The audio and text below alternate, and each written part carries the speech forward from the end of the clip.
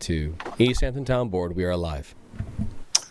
Good morning, everyone, to the December 19th work session of the East Hampton Town Board. Carol, would you please read the roll call? Present. Present. Here. Present. Present. Please join me in saying the Pledge of Allegiance.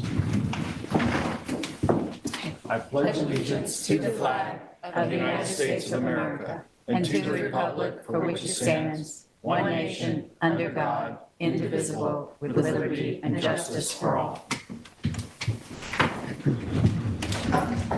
This morning, we have a public portion where any member of the public may address the board on any topic. We ask that you please keep your comments to 3 minutes or less. That will be followed by the following topics.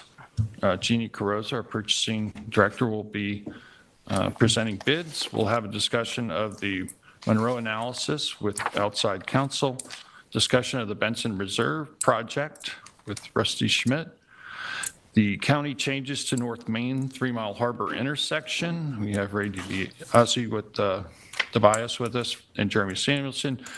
County request for no parking on North Main Street. And last but not least, the town website and social media public information review. That'll be followed by liaison reports. And we do have a few resolutions to approve today, but first we'll go to public comment. And the first speaker signed up is Jeannie Nielsen. Good morning, Jeannie.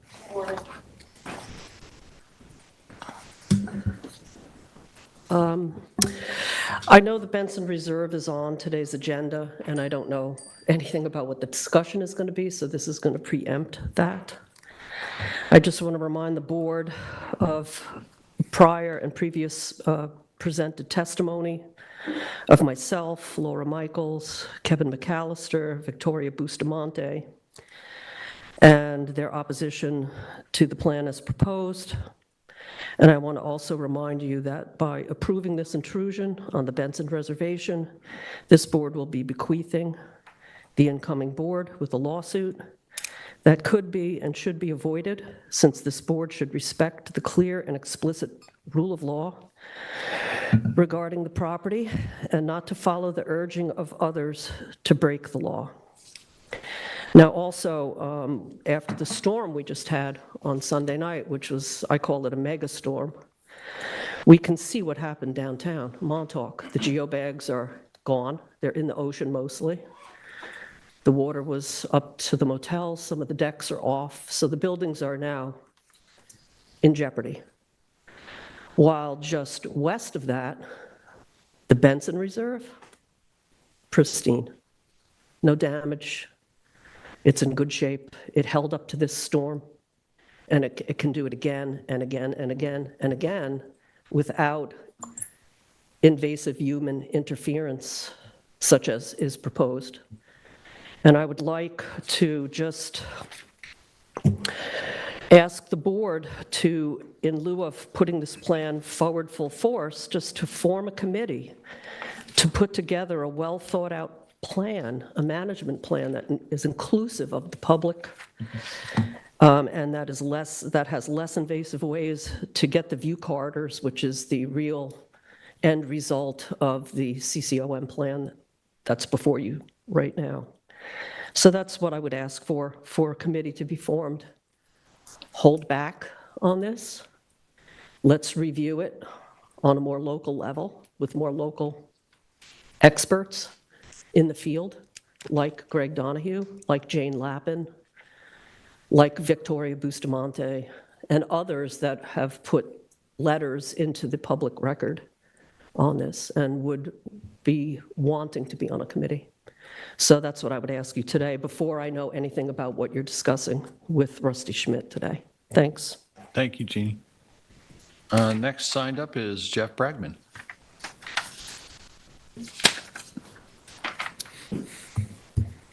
Morning, Jeff. Hello, board members. I would prefer to hold these comments. I wanted to say something about the Monroe analysis, if that's okay with the board. I'm sorry, you wanted to do what? I would prefer to comment during or after the Monroe analysis that you're going to We're undertake? taking public comments during Okay. public comments. In that event, I just want to say that I had mentioned, for the members of the public that don't know the law, this discussion that you're going to have is about the town board possibly exempting itself from zoning. That's what triggers this thing called the Monroe analysis, and it requires notice to the public, and it requires a discussion and a decision that follows a balancing test that the highest court in the state of New York has imposed on municipalities. So it's not correct that the town board is automatically exempt from its zoning and planning process. I've always urged the town board not to abrogate the zoning process on its own projects, especially one that's one of the largest and most expensive projects ever proposed in the town, the senior center. Notice is an important factor because the courts have said that public participation is critical to making the decision. A more cynical person than I might think that the fact that this is coming into the board's business at town board meetings during the period of time between Thanksgiving and Christmas might be intended to diminish the amount of public participation. I would suggest that if the board is going to undertake a Monroe analysis, which would lead to the possibility of you exempting yourself from zoning, that the notice be as significant as we used during the airport discussions. This is a big issue for the town, $35 million, $32 million project, a couple more million, that's pretty serious money.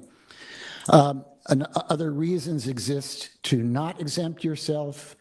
The town board is not really set up to be a planning board, and the planning board, the zoning board, the architectural review board are independent boards to which the town board delegated powers of planning review to depoliticize planning, frankly.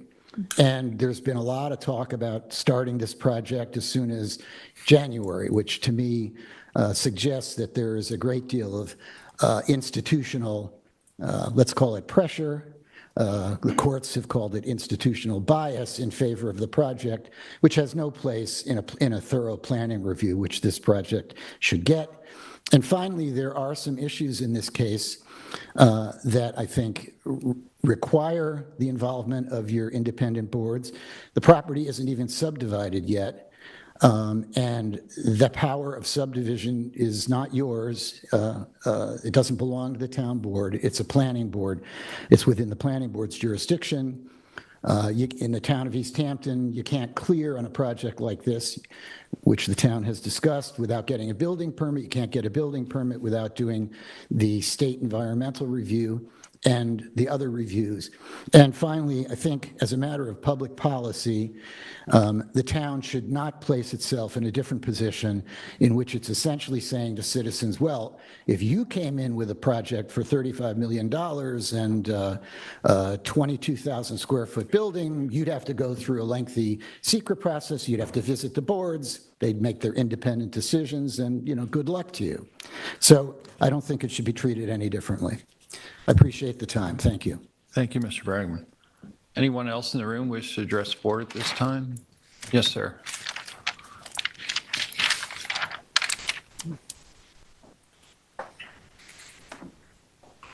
Morning, Michael. Good morning. Good morning. My name is Michael Daly, and I am the founder of East End YIMBY. And as you know, Brian E. Frage and I have been leading that organization which seeks to educate and inform people about the benefits of community housing. So what I wanted to do is to congratulate this town board, now that it's coming to the end of this term, for your bravery and for the many things that you have accomplished. You're certainly the leader on the East End of town boards, recognizing the need for community housing and the importance of it, and calling it out and taking action. So I'm so proud to be here with you today. I wish I lived in East Hampton. I live in Sag Harbor, but I'm hoping someday to sell my house and move into a adult apartment in East Hampton. So please keep it going. But today, Peter, I wanted to present you with a special edition of Scott Bluedorn's All Hands on Housing. Scott put these together for us after we had a successful Vote Yes for Community Housing campaign in November of 2022. And it is inscribed with, Dear Peter, thank you for your years of service and your brave initiative, All Hands on Housing, which inspired us all. So best wishes from all of us at East End YIMBY.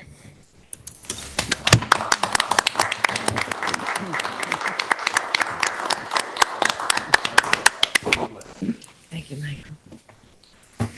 Michael, I think you deserve a lot of praise as well, because every step of the way, you were there with us, leading the charge, working to get that 0.5% tax approved. And I think without your help and that of East End YIMBY, it would have been a much closer vote and a much more difficult struggle. So, so many of the other towns also were able to establish that fund, and I think largely due to you, who, outside of East Hampton, did a tremendous amount of work. So thank you so much. Could you hold your picture up so I can Photo. Newsletter. Photo op. Yeah, for the newsletter. There you go. All right. Keep it rolling. Thank you, Michael. That's absolutely beautiful. Is there anyone else in the room who would like to address the board at this time? Any other public comments from folks in the room? Do we have any callers on the line, Jason? Yes, we do, and I'm unmuting now. Hello, caller, ending 8764. You're on the air. Hey, how are you? Hi. Good morning. This is David Buddha. I trust you can hear me.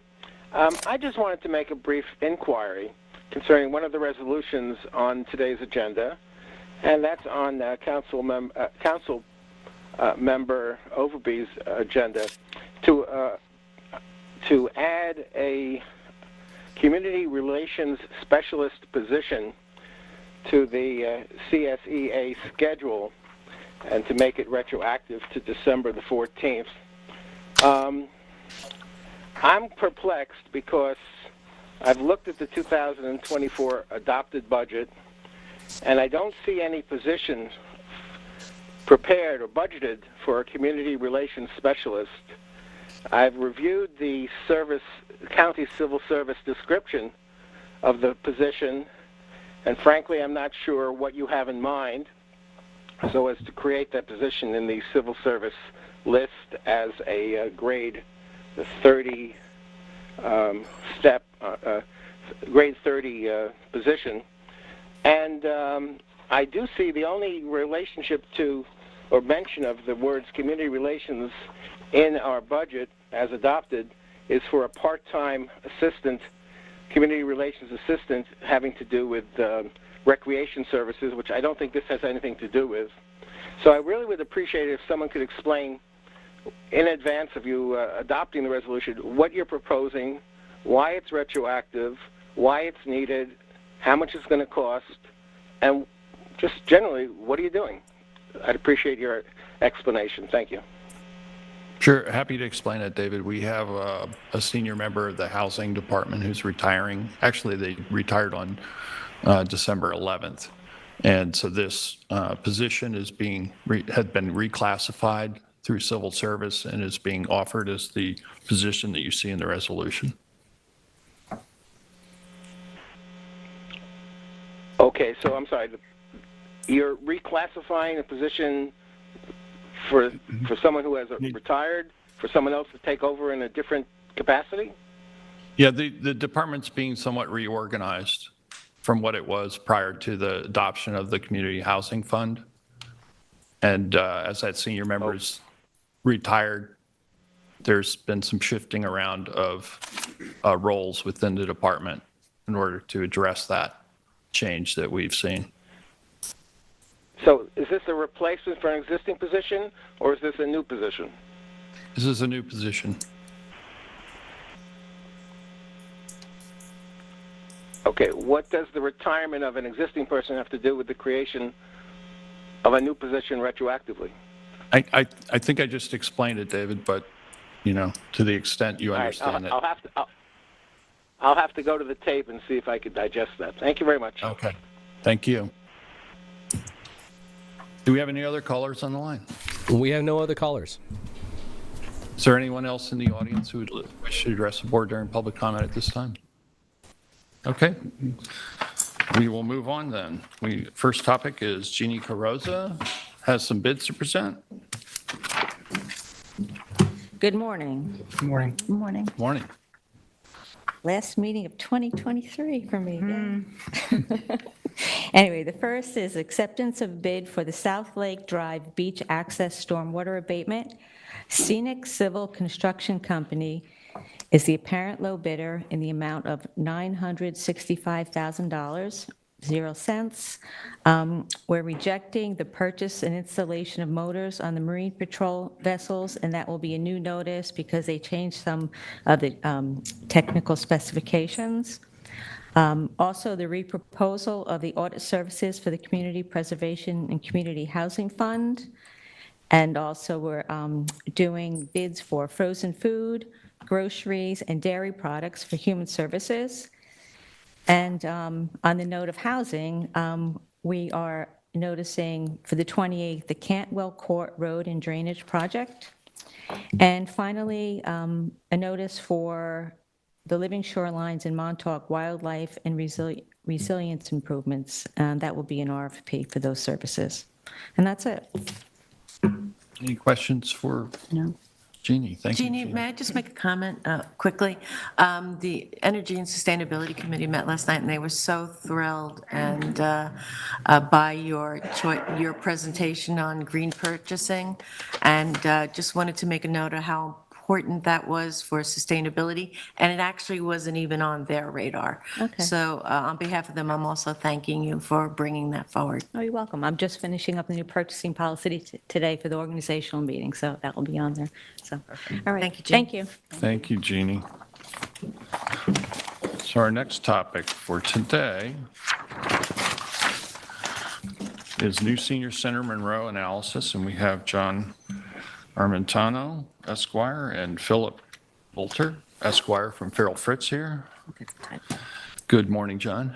My name is the supervisor, members of the board. My name is John Armentano. I'm an attorney with Farrell Fritz. I'm also here with my colleague, Philip Butler, to present to you a primer on the Monroe Doctrine. This is not a reference, this is in reference to questions that were raised at a public hearing, but this is to just provide to you the concept. It's really a bullet point analysis of the Monroe Doctrine and its application. This is a public discussion of the matter. It's not the hearing related to any projects currently before the board. And with that being said, the board reserves its discretion to make any determinations, but I'd like to turn the microphone over to Phil Butler to provide you with a zoning analysis PowerPoint presentation. Thank you. Thank you. Good morning, Supervisor, members of the board. Phil Butler, Farrell Fritz. I know you have the slide presentation up here, but I also do have copies if anyone wants them. I think we all Ready? I have a copy. You have copies? Yeah, Okay, thank great. you. So I killed trees for no reason, I'm sorry. All right, so as John mentioned a moment ago, so this is just a primer on the Monroe Doctrine. We're not going to be discussing any substance as applied to a specific project. This is just to kind of start your familiarity with the inquiry that you would have to apply if you do consider to exempt the project, being the senior center, entirely or partially from your local zoning process and laws. So going to slide 2, which is the basics, as you well know, whenever a private actor comes to your town to build a project, they are subject to your zoning, assuming they're outside of an incorporated village. That means they are subject to the standards in your zoning code. That means they are also subject to your zoning process, going to your planning board, going to your zoning board, any other boards that may be relevant. The same is actually presumed to be true when the town itself undertakes a project. In this case, we'll be talking about eventually your senior center. So in the ordinary course, even a public project would go through the zoning approvals process.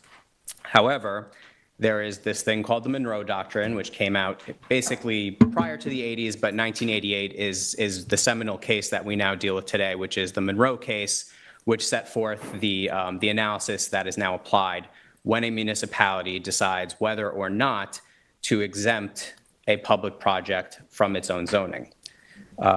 So going to slide 3. This is just basic background on the case itself. The project that was involved in the Monroe case was a county-owned and operated airport located entirely within the city of Rochester. And the question was, of course, if they were expanding the airport, whether or not the county was subject to the city's zoning process. And the outcome eventually was that the county was not, for reasons we don't need to get fully into, but that's where we get these 9 factors that you have to apply whenever you're going to consider zoning immunity for a public project. Importantly, there are a couple of things that you should know. First of all, there are 9 factors. Not all of them are always relevant. Not any one of them is determinative, and in fact, any one factor can be the most important. You also don't have to decide whether to exempt an entire project from zoning or certain aspects of it. So let's say you have a project that you want to get the input from your planning board, or you want your planning board to approve a site plan, or something along those lines. You can exempt the project partially from zoning, and in other aspects, apply your zoning process. And how you would do that is you would probably want to outline that in the resolution when you make your determination as to whether or to what extent the zoning immunity applies. You're right ahead of me. So some examples of projects that have been found to be properly exempted from zoning. These are the results of cases that were litigated. So libraries, police stations, firehouses, ambulance facilities, telecom facilities, and landfills. So these are substantial projects. These are multi-million-dollar projects that were entirely or to some degree exempt from local zoning. So slide 5, which I think you should probably start to just review a couple times before we go to a hearing on the immunity question, these are the 9 factors that have to be applied. And they're a little abstract. They're not exactly the easiest to understand. They come from, again, the Monroe decision. This is how they're written out in the decision. How they are interpreted and how they are applied is something that we can help you with prior to the hearing in terms of providing legal counsel. But these are the 9 factors that you ultimately will have to apply and you will have to address in whatever decision you reach on your deliberations. Finally, the last slide is kind of a skeletal framework of the process that we've laid out for how to go about conducting your analysis. We don't have to go through it fully now, but I think it's important to note that we have to kind of schedule it out and make sure that the dates make sense. I believe Mr. Bragman correctly pointed out earlier that public notice is a requirement, public hearing is a requirement, and then, of course, you have to have a written decision with a reasoned outcome for why you're reaching a particular decision, whether you say that it's entirely immune, the project is not immune, or you're immune in certain aspects. So just very quickly, so you'll call the public hearing, that will be your public notice. You'll conduct the hearing, of course, and during that public hearing, as you would with any hearing, you're going to hear from members of the public as to why they think maybe it should or should not be immune from zoning. I would also encourage that you consult with your planning staff, your planning consultants, in confidential conversations with your attorneys on matters relating to the immunity question. Once you're done, you can close the public hearing, you'll deliberate. Deliberations must occur in a public session so that they're able to be viewed by the public. And then when you're comfortable with a decision, you'll direct counsel to draft a decision reflecting what you believe will be the outcome. This isn't prejudgment, but it is once you're comfortable with, you think you know where the decision is going to go, you'll direct your town attorney to prepare a decision that you'll vote on at a subsequent meeting. And then you have to publish your decision, of course, and that's kind of the mile-high view of it. Again, I think it's important that a reasonable time frame be worked out so that this all works. And we can discuss dates at a subsequent point. That's really kind of all I really had to say in terms of a formal presentation. I'm happy to address any questions about what I covered here. But in the interest of not effectively opening the public hearing on the senior center. I don't think we should address anything specific to that project at this time. Questions from board members? It's pretty straightforward. No, it's a process I know Kate and I are familiar with as we've dealt with that on the ZBA in the past, and Monroe Doctrine is something that the town board is quite aware of. Okay. And I should mention something else, because this is something that if you between now and the public hearing, if you start to review materials on the Monroe Doctrine, there are two scenarios that this comes up in. The first is the traditional Monroe situation, where you have one municipality seeking to do a project that it would technically be under the jurisdiction of another municipality. So you had, in Monroe, you had the county operating within the city. Here, you're in the second scenario, where it's actually your own zoning that you would be applying to yourself. It's your own boards that would be, applying their process to your project. So it's a little bit different than the Monroe scenario. So if you do review either cases, or there's plenty of articles out there on this subject, just know that it's not exactly the Monroe scenario. It's a little bit different. Thank you. Thank you. Any other questions? Thank you, John. Thank you, Philip. We'll now move on to our next agenda item, which is, we have Rusty Schmidt here to discuss the Benson Reserve project with us. Yeah, so before we speak to Rusty, I just want to bring to the public's attention and also discuss with the board. We had a public hearing on the management plan for the Benson Reserve. We had a very robust public comment period. A lot of material was submitted to the board via emails through the public record, and I reviewed all of those comments and emails, took the testimony quite seriously, and that's why I wanted to have the discussion here in front of the public about I guess how we feel about moving forward before the adoption or any kind of resolution is put forth regarding the plan. So I'm going to be careful that this isn't kind of a post-hearing hearing, which would be inappropriate, as we did close the public record, but I just wanted to have Rusty here, and I think Kim is here as well, to answer any questions or if we would like any information from them. But if I may, I would just like to go through my due diligence process of where I'm coming forward on this project.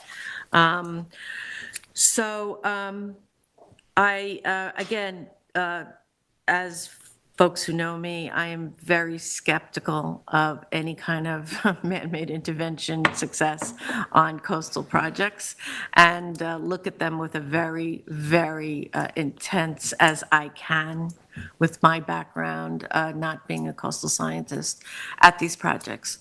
Jeannie, you mentioned the Downtown Montauk project. I was aware, a member of the public at the time when the Army Corps came and presented to the town board, and then there were the concerns about that project and how I, in general, feel about any hard structures on a beach, which is also, I believe, well known. I'm not in favor of them. But what that project was intended for, and what happened over the weekend, that project did its job. It is certainly no way to try to recreate a natural beach, keep a natural beach. FIMP is an ongoing Band-Aid, as we've talked about right from the beginning on that project. And I believe, and this is my opinion, not being a coastal scientist, that if those sandbags weren't on that beach right now, those hotels would have significant damage. And as they are the economic engine for Montauk and much of our town, and not even talking about the taxes that we send up to Suffolk County. Sorry, David, to bring it up. But that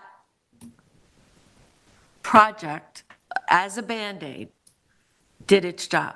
Those hotels are still there today after that storm. Yes, the sandbags will have to be repaired. Yes, more sand will have to be put on it. But in essence, the sea has already taken that beach. I don't want that to happen anywhere else, and certainly not as on an important dune and preservation like the Benson Reserve. So I went into this deliberation process quite skeptical, as I always am, as I told you on these projects. And I reviewed all of the testimony, including from folks I respect that are in the room and folks that wrote it. I also then dove into the actual plan itself and the genesis of this plan, and I was surprised, and it's probably maybe my newness on, no longer newness on the board, but that this project was a natural resources priority project going way back before this iteration of this project. I do believe that invasive species are a real issue due to their shallow roots. I believe invasive species are an issue as they choke out all of our natural species across the town. I think that that's well documented. So then I would move on to, yes, I accept that premise that invasive species do not support healthy dune life and can actually impair the ability of that area to protect against incidents of coastal intrusion, sea level rise, storms, et cetera, and what we know is coming forward. So I agree with that premise. So now I wanted to dive into the method, because that's also critical. For me, unintended consequences and information about unintended consequences and hard look at unintended consequences, as much as we can know without crystal balls, is also a very important function of putting any plan forward. And I did reach out and ask questions about this process. For me in particular, what I am concerned about, because we're talking about 40 acres, this is a very small portion of the actual reserve. I had been discussing, with staff, what about a pilot program, and looking at the essentially very small number of acreage, and considering the large extent of this plan, I can consider it small enough that it is like a pilot project, in my opinion. And that also informed the opinion that I have. As far as the method, I mean, I know that goats have been used on Long Island, not very far away from us in coastal areas. I know that they've been used in California extensively for clearing brush. So I know that is a very soft solution, as we would call soft solution versus hard solution. I still am concerned about the mechanical arm and have concerns about that. My major concern for this dune was what happens when you remove the vegetative material that's invasive, and we have that time period before the native species that are being planted take root, take hold, and develop that deeper root system. So it is my understanding, and this is where, Rusty, I would ask you for clarification on this, that there's going to be, that there is a method that is in place in the plan to, and I've read it, to protect the dune while it's going through that transition period. That's utmost important to me, because if we have a storm event during that period, and the topography of that whole, of even higher up where the houses are and the hotels are, we know which way the water is flowing. So for me, it's very important that we don't have, we have the least risk for unintended consequences while this project is ongoing. Yep, okay, no problem. Totally understand where you're coming from, so thank you. And thank you to the entire council for inviting me back. I have a longer thing. I'm just going to cut it right down to your questions. I think that makes the most sense and the most valuable part of the time. But I do want to just add a little bit about the process, how we got here, because we have been studying this for a very long time. So a little bit about me. I'm Rusty Schmidt. I'm a senior landscape ecologist it's the gray hair, that from Nelson Pope Voorhees. But I'm also a CPASC card holder, so that for anyone that knows, that's a certified professional sediment and erosion control specialist. So that's my biggest concern. And so I'm going to show you some SWIP plans in a minute. And I'm also a restoration biologist before I went back to school for landscape architecture. And so I've been doing these kinds of projects for a very long time. And so how this project got started, and I'll try to be brief about this, is that more than 2 years ago, this project's been going on for more than 2 years, but when I was contacted originally by an individual who was helping lead the removal of the power lines along Old Montauk Highway, he asked me to come out, and I did. I came out and met Dan Cahill and Rav Friedel, and looked at both the MBPOA property, Montauk Beach, as well as the Benson Reserve, and they just asked, is there a project here? Is there something that needs to be done, and how extensive? And so we walked it, and when we walked it, I sat down with them and said, yes, there's a major concern here in invasive species. They were talking about views, but I was talking about the health and quality of the property from with the animal habitat and bird life. So we talked about, so that's how it kind of started. And then over the subsequent 2-year period, we've done our really strong due diligence, and we've involved in our meetings support with Supervisor Van Scoik, Councilman Lees, Kim Shaw with the Natural Resources Department, Jeremy Samuelson with the Planning Department, Jay Schneiderman, CCOM, MBPOA members, and CAC members, and local residents. So we had a series of 6 meetings, and in between I was doing research and bringing back suggestions and direction on how to create an adaptive management plan. And I'm going to clarify that just for a second, just to make sure everyone understands that. An adaptive management plan for whatever it is, in this case invasive species, isn't a one and done. We go in, cut it, we're done. We have a long-term management plan with multiple potential other steps. So we do the work, and we have backup plans for as we watch to see how one process is working, how to adapt it, and move on to another thing. So for instance, we're not going to send out goats for 5 plants. It's a waste of resources.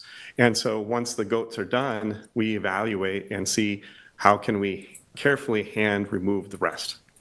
And so during that investigation, one of the things that I did was really walk the site. I did an aerial photography I did a drone over the entire site right when leaves were coming out, and then immediately followed that up with on-the-ground investigation so that I can identify all the plants and where are they located, and really kind of block it up into vegetation types. This is predominantly vines, this is predominantly shrubs, this is predominantly good or bad.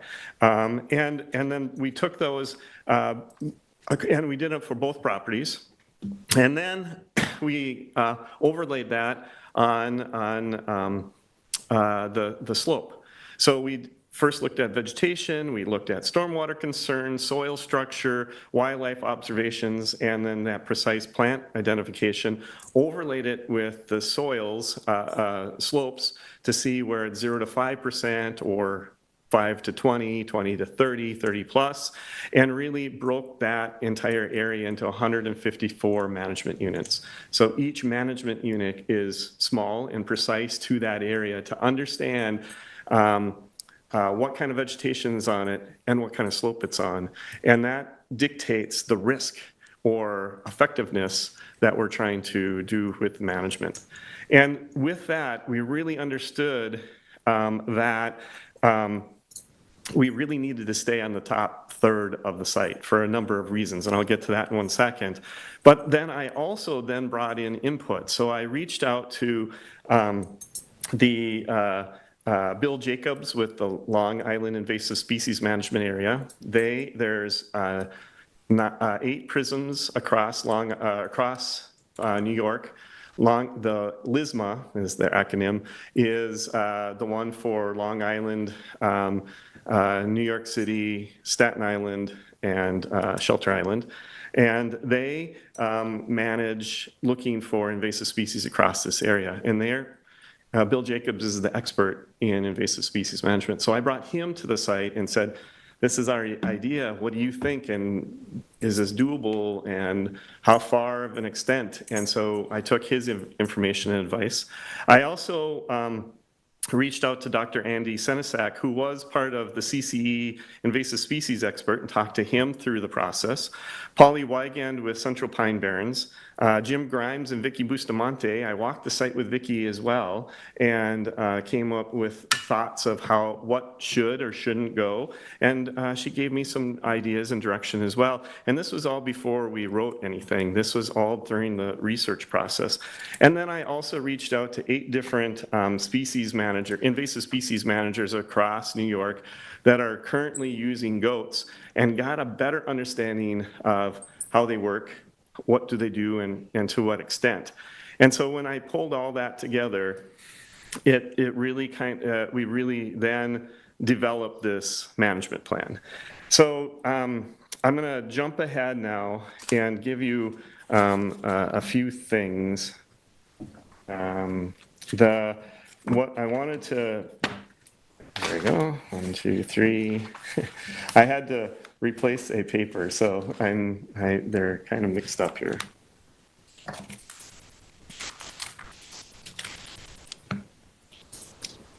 So they were stapled and I had to replace a page. So there's 3 pages. 2,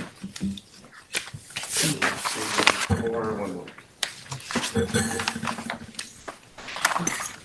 So I want to point out the top page is actually developed by the natural resources staff of here in town of East Hampton and Kim Shaw's group. And I want to point out that that yellow area is the area that is the work zone, the area that we are thinking about working in.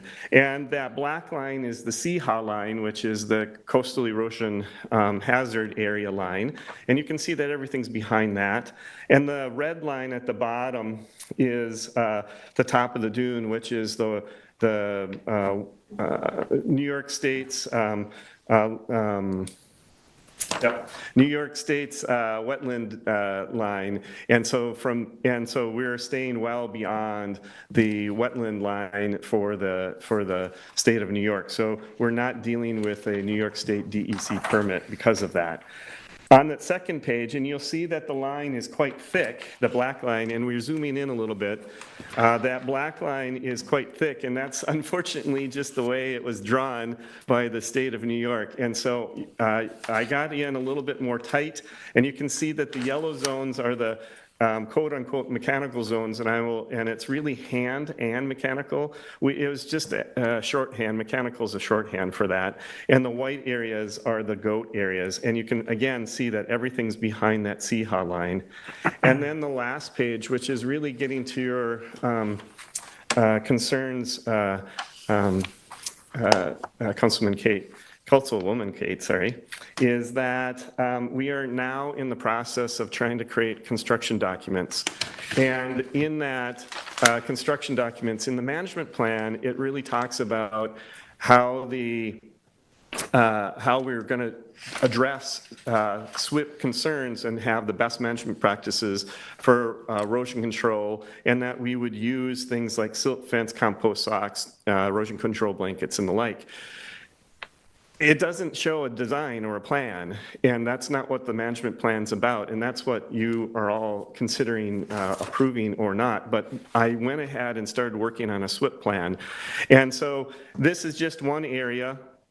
The black lines that are going vertically from north to south, from the road down to the edge of the property, is where we would like to use mechanical methods. And there's only one mechanical method. So I'm going to first start off by saying that this is a hand and mechanical. We are trying to remove as much of the vegetation as possible through hand methods like weed wrenches, honeysuckle poppers, Pulaskis, and shovels. But there's some of these shrubs that are too big. The border privet and the Morrow's honeysuckle are very large with big stems. And so what we're looking to use is a mini excavator only. It's in, and the mini excavator is that tracked vehicle with an arm. It goes in and out on the same track. It doesn't go back and forth. It goes down the slope and comes right back out on the same track so that we're not causing more damage. When it does go in and out, it also leaves ridges. It's the same technique that we do on a steep slope of going up and down with a heavy piece of equipment to protect it before you get mulch down. And that this arm goes down, reaches 15 feet, so that's why it's 30 feet on center. They go down and pull out those plants, root and all. It will make a disturbance of soil, somewhere between 2 and 3 feet in diameter. Then immediately the site is raked. The seed is placed down. We have already collected seed from the site, so the seed is actually not local, but hyper-local for the property. Put the seed back down on the site, smooth it out, and then put a piece of blanket over the top. Around on the south side, of the area will be a reinforced silt fence along the edge. And then those blue lines that look like elevation lines going across the property are compost socks. So we're going to put a compost sock in front of the silt fence, and then every 3 feet of elevation will be another line of compost sock, so that if in the regards that any water is moving, it hits that and gets stopped. So it's got multiple layers of stoppage before it can move. And the patches are going to be small. So we're not putting down rolls of disturbed soil with rolls of blanket. We're going to be doing small patches with a little patchwork of material put on top to cover any exposed soil with our plants to grow through it.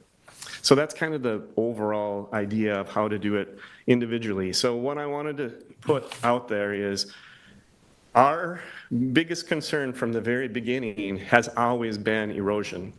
This is a silty sand, or actually loamy sand system where we're concerned about soil movement. And so from the very beginning, we've always talked about staying on the top of the slope, keeping away from any steep slopes, selectively removing, which is what actually Kevin was one of the people that have come up and sent the letter to you saying it needs to be, he said surgical removal. So that's exactly what we're doing, is carefully removing what we need to do and then immediately cover. So if we get these storms like we've had the last 2 Sundays, hit during the time that we have things open, the last piece that's not on this plan that is going to be on the plan soon will be that we're going to be monitoring throughout. And when we see a storm coming, we go out to the site and button up any open soils before the storm to make sure that, again, nothing happens, so that there's no miscommunication with the contractor saying, oh, I'll get that blanket down tomorrow. No, the blanket goes down immediately at the time of removal. I have a lot more I can say, but I'd love to leave it open to questions and comments. And this is an opportunity for me to modify or adjust as the town is interested in. So I think for me, one of the questions that came up from Jeannie was, how would you handle an event like yesterday? And I think you just answered that with saying that you would immediately, you wouldn't let that just go. You would say, we need to take care of that. So be proactive. So we knew about the storm coming last week for both storms. We knew that Sunday was a big storm. Everyone was planning for it. To go into Stop and Shop and see the empty shelves, you know it was coming.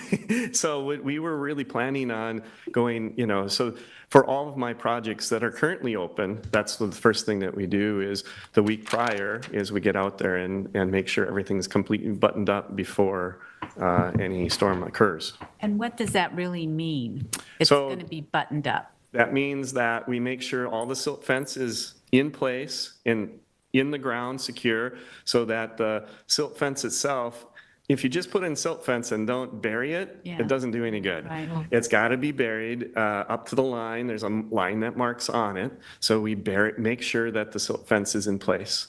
Second, then, is we make sure the compost socks are also installed correctly, so that they're slightly indented, that the water can't get underneath them, and that we protect that and make sure that they're all staked in well and that they're not going to move.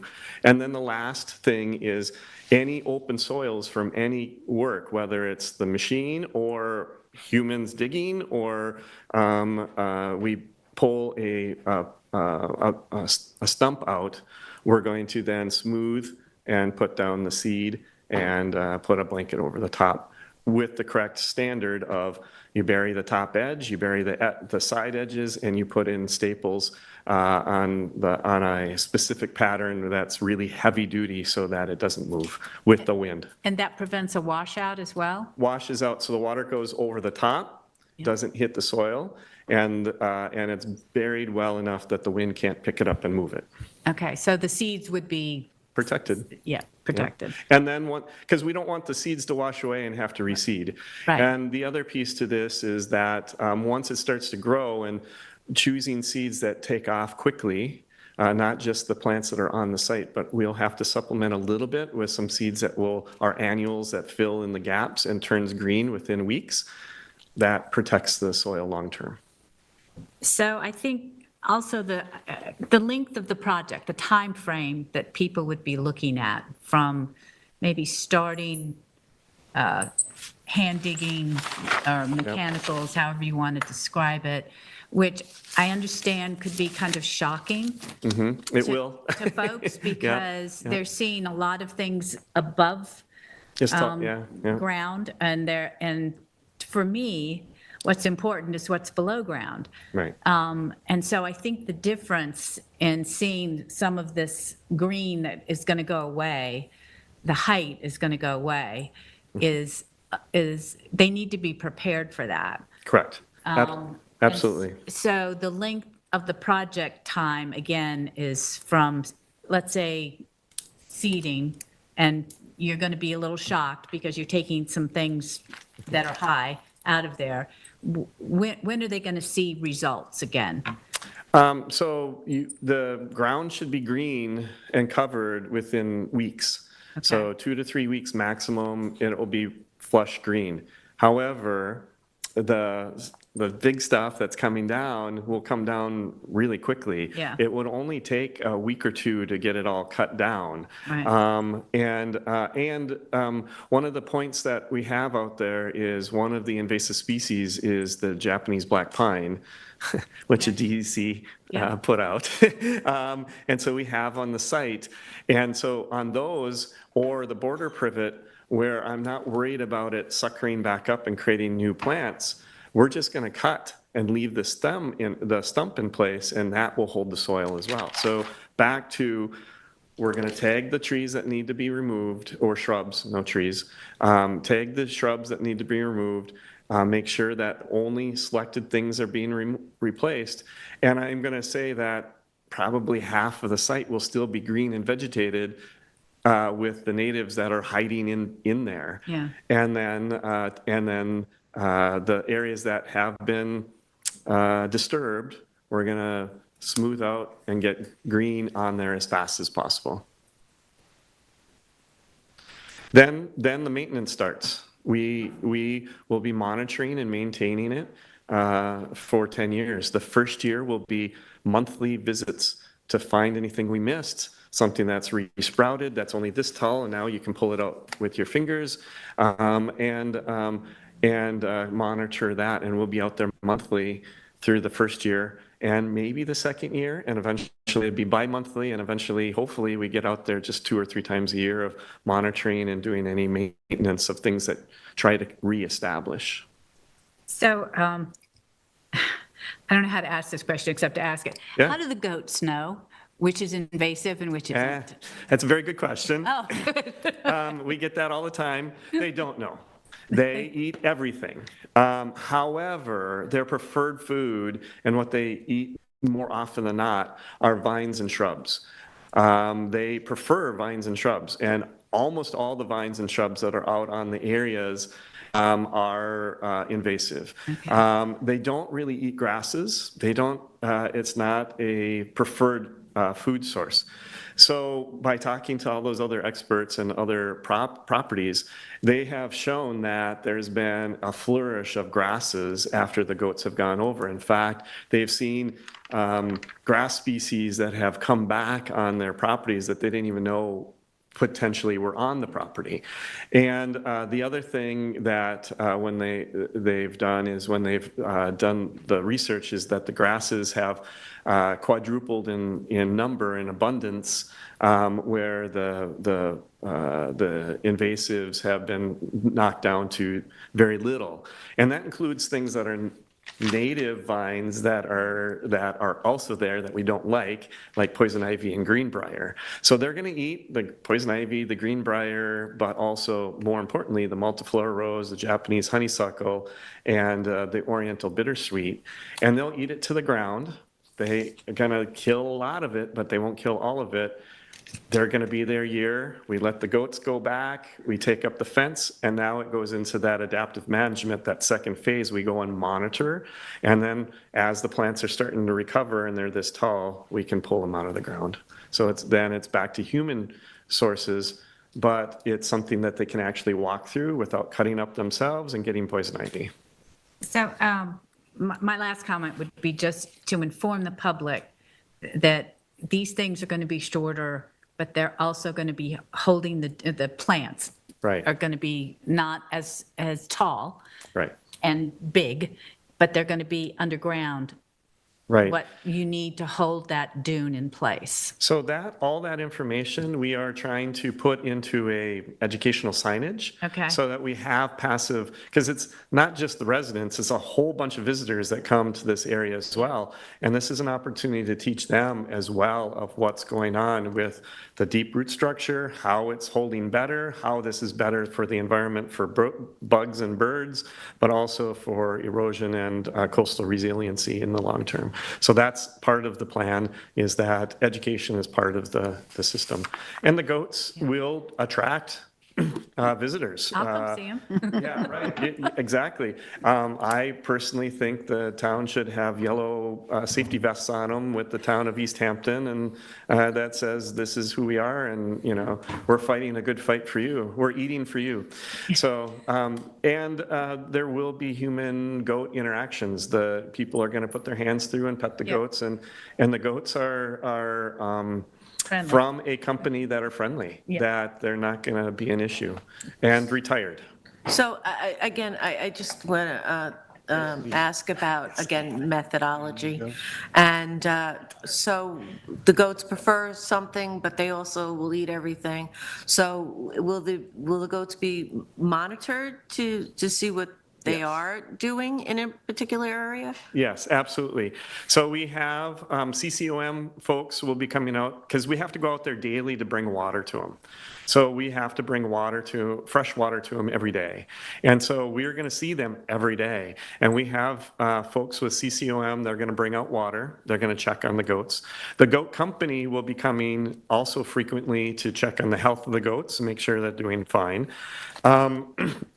Personally, I want to be out there often as well to make sure that is there a change that we have to do? Back to this is adaptive management. So if there's an edit that we need to do, maybe we need to add a goat or take a goat away or move a little bit, we can do that effectively and quickly.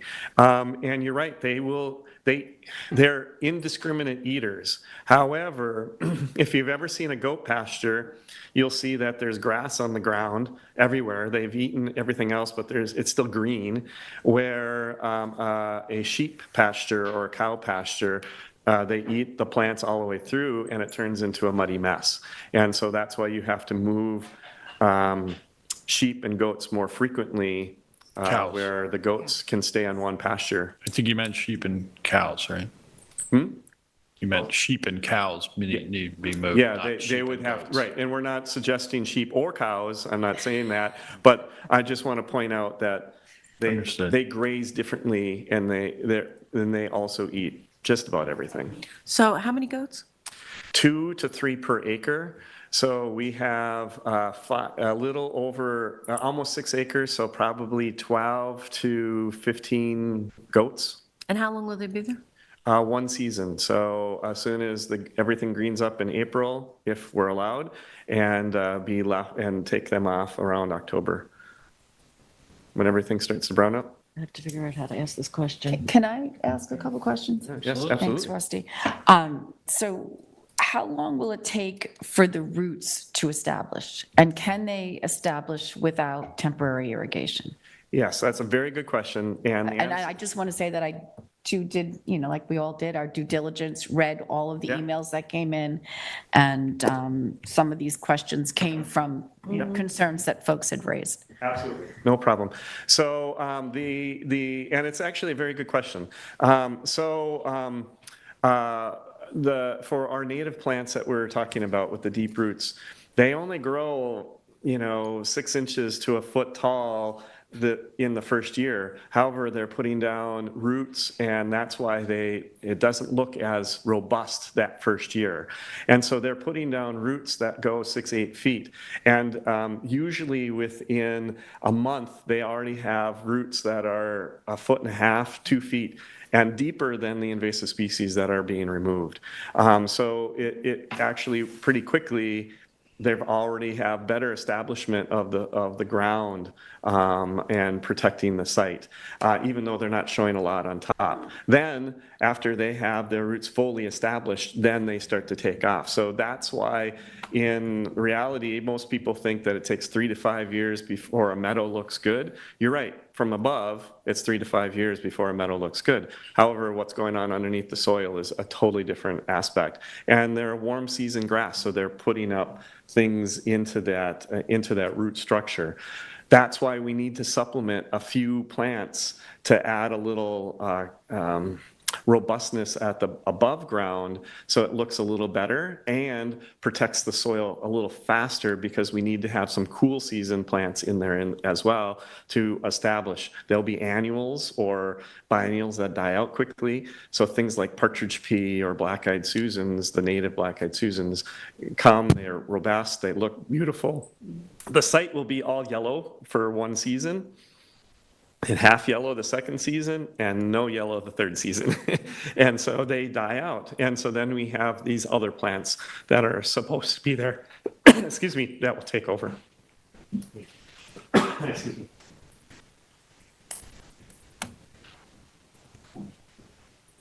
I forgot my water, so I have to do No Dr. worries. Pepper.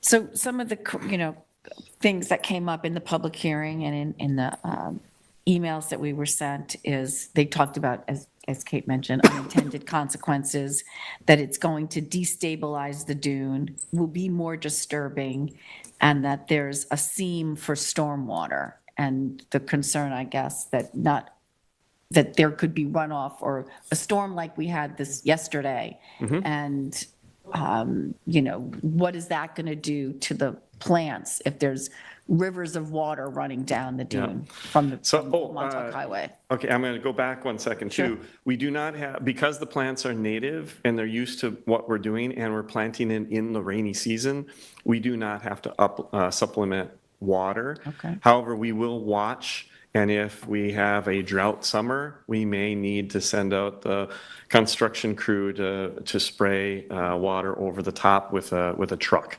That will be a backup plan. It's not anticipated. It's very seldom that I end up doing that, but it is a backup plan. So then back to your other question. You're right. This is a concern that we have. If we get another storm like we've had the last 2 Sundays, what I've observed is that the storm water is not really coming from across the street. It's hitting the street, and there's catch basins in the street that's diffusing that water. I had not seen, and I'm going to go back yet today just to check again today, but I have yet to see any water going over the curb, over the grass, and down the hill. However, the water that is in the catch basins goes into leaching pools under the ground and then has an outlet in the bank.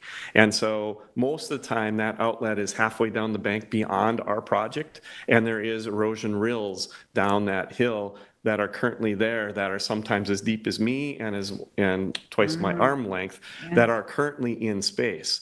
They're very well protected with rock and plants that have naturally gone there, that have naturally exposed. But those are places that I'm concerned about. If that is in any part of my project, which I don't believe it is in any part, but if there is any of those sections that I have to worry about, we're gonna supplement plant in that, make sure we have rock and plantines so that not just seed, but real plants, and get it going. The other thing that we will do over this coming summer, if this all works, is that in the fall, we would supplement any areas, any bare spots with live plants that are more sizable, so that's instant gratification. I actually have a question for Kim. Kim, if you wouldn't mind coming up, because Kate stated that this is a priority project for the town, and if you could explain why you see this as a priority project for the town. Sure. So probably 12 years ago, I had my first site visit out there. I met with some local residents who wanted to open it up for views and vistas. But my first glance at it was, this is habitat restoration. And that's the way I always viewed it, and that's the way I recommended that we package it as a habitat restoration initiative. We tried for a couple years with Parks Department and Highway to see if we could remove some of the invasives, but the only tools we had was this machine that would have done more damage than good, and we didn't have enough crew people to actually go out there by hand and remove any of the vegetation. So it was shelved a couple times. We kept bringing it back up. I worked on other habitat restoration initiatives that have all been successful. Down at Pussy's Pond, we took the frag out, and that's been clear for about 7 or 8 years now. We did some plantings. We stabilized the shoreline. One of the sites that I'm working on with Rusty is aquaponic solar. We have knotweed in there that we've been trying to knock back for, what are we on, year 3? Yeah, coming up to 3 years. And, not using any herbicides or anything. It's been a labor of love, but we're still knocking that back and trying to get a pollinator garden in there. I think this is a really important thing. And what you have to remember, it's not going to look like that picture in back of you, all, bare soils. This is going to be targeted approach, small excavation. It's not going to be all loose soils. It's not going to be a problem that we had, down through the harbor with heavy rains and totally being exposed. We don't have that slope here. I think it's, the width of the road, then the shoulder, the curbing. I don't see it being a nightmare with runoff in the area. The soils, we're staying in that top 1/3. We're not going into the dune area. That area is stable. And I think that's important to look at. We're staying in that top 1/3, and that's where all the invasives are. We're not going into that natural dune. I just want to give credit to Bob Mason. He went out last Friday and GPS that top of that dune.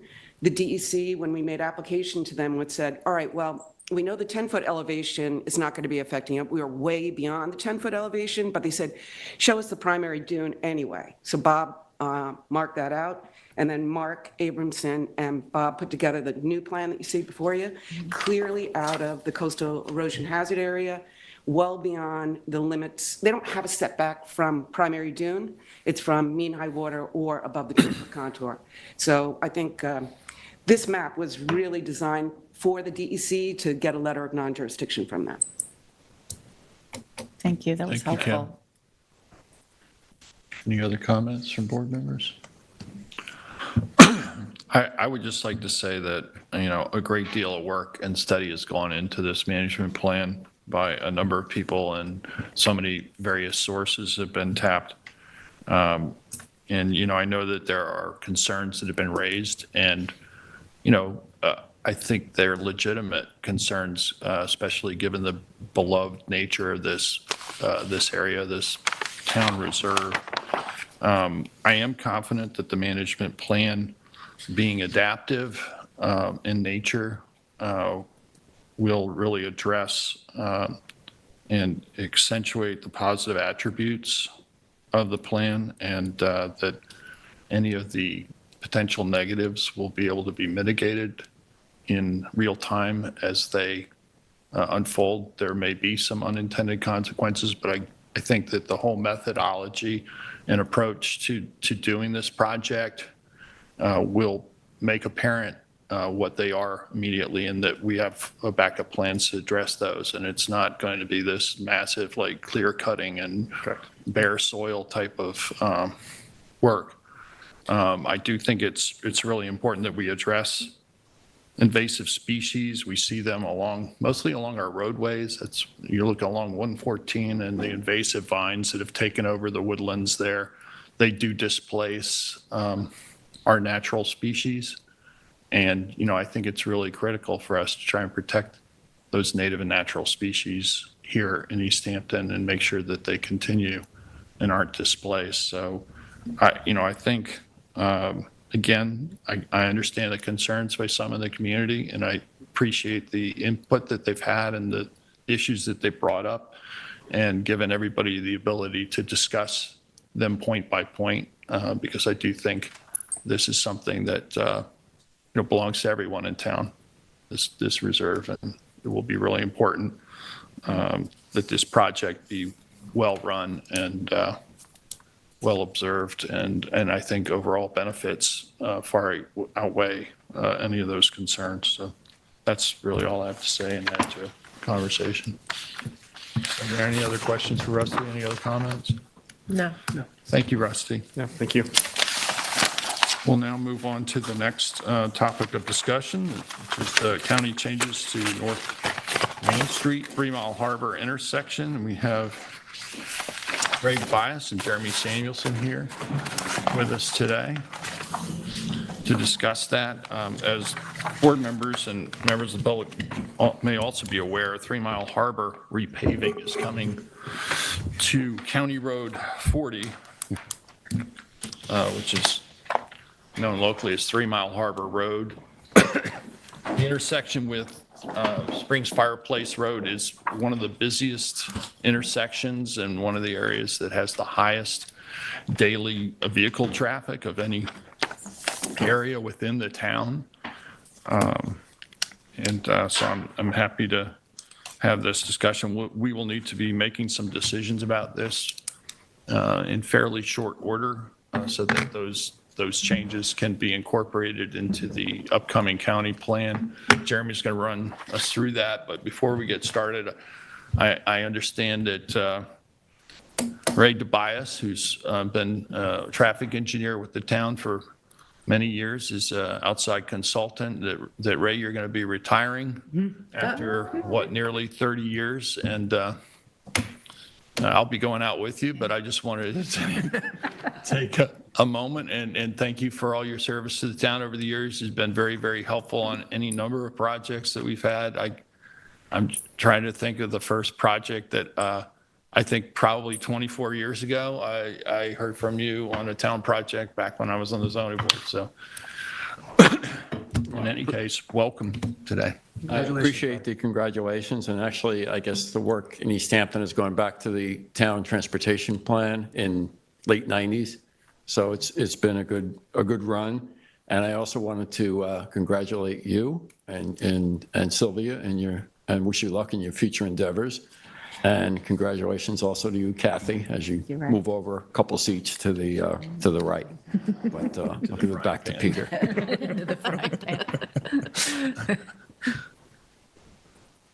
Ray, I tried to pitch the supervisor on a mariachi band, but he said that you did not. Let's be clear. I would have certainly. You would have. I would have called right away. Yeah, that definitely would have been a yes. Give me a little more notice. All right, fair enough. Okay, thank you for your time this morning. This is not your first opportunity to think about this intersection as it relates to how we will manage our traffic going forward. For the folks at home, we call it 3 Mile Harbor Road. The folks at the county call it County Road 40. If you, let's see, do we have first slide up there, please? Okay. So basically, not the entirety of what local folks would refer to as 3 Mile Harbor Road is actually included here. So I just want to give you some scope. On the northern end of things in 2026, at the intersection of Copices Lane coming down to roughly where we're talking about today, meaning the intersection of 3 Mile Harbor Road and Springs Fireplace Road. That is what the county intends to repave in 2026. Worth noting that, as often happens with these large-scale projects, it's already been pushed back more than once. We say 2026 as the date that the county has shared with all of us as their next intended date. I think our smartest approach going forward is to be ready for that to be an actual date so that the design review and questions that we want to make sure are being done to meet our local community's needs are addressed and ready to go as soon as the county is ready to go. So the point of this process is really to seek public participation, get their questions, identify and address issues that get raised through that process. We'd like to have a specific conversation with you today about this intersection that I've highlighted, so 3 Mile Harbor and Springs Fireplace Road. We will come back to you in subsequent conversations for your guidance and input and public conversation about tweaks that we'd like to see along the balance of the roadway as I described it. Again, Copices on the northern end. This will ideally be a process that will get us to a series of upgrades. We have a couple of goals here. Improve safety for everyone involved, including drivers, pedestrians, cyclists. We think that there's an opportunity for an improvement in quality of life that can manifest through improved bikeability, walkability, but also reduce noise. One of the things that we saw when we had the county come out and redo County Road 41, so what you all know as Springs Fireplace Road, that old concrete slab structure had a real kind of, sort of noise associated Had a rhythm with to it. Exactly, to put it politely. So we all, I think, appreciated, especially folks like myself that, live very near to this, that there was a real benefit to people on either side of the road within a certain earshot, that their quality of life just sitting on the back deck on a Sunday afternoon, there was sort of a diminution of noise. And I think there's certain quality of life aspect to this project, if done correctly, that we think can be improved.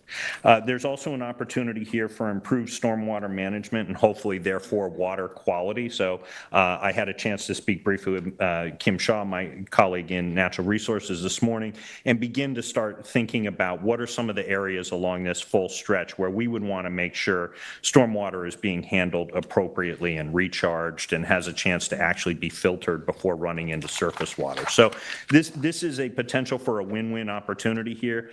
You can see the intersections that we've already started to kind of name. That doesn't mean that this is a complete list of everywhere that needs specific attention, but these are things that when we, as residents or as planners, think about how do we move through this space, we know these are potential conflict points or areas that we can identify very early on as needing attention. And we've begun to, as you see on this slide, sort of flesh out what some of those issues can be. Again, we'll be coming back to you seeking your guidance and input on how each of those should be addressed.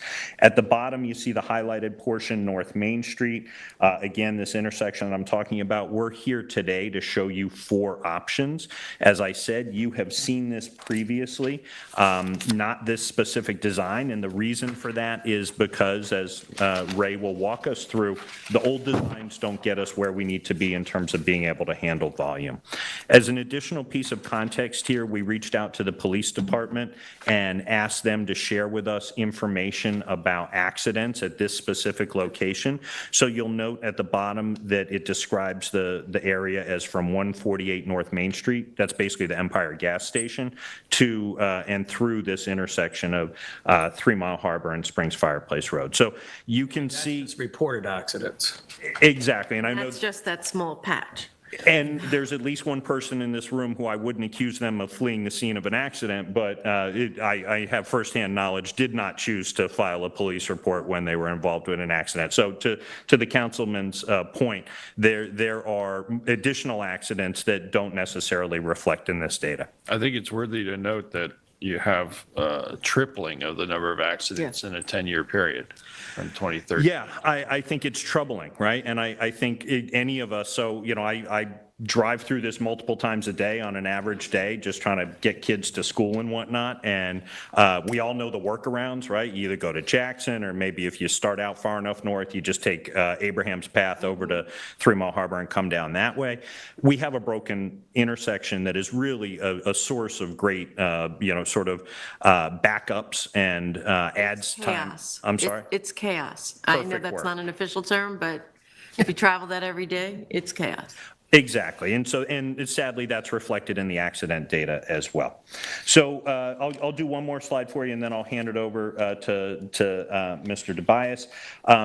This is a design that you're looking at here that was previously discussed by you all, and this came out of the 2019 Hamlet Plan that was adopted and covered this area. And so what it was attempting to do a couple of things that we don't need to sort of walk through the old design in too much detail, but really what ended up happening was when we went back and began talking to the county saying, we proactively outreached to them and said, we hear that you're coming back in 2026 to do the update to this road.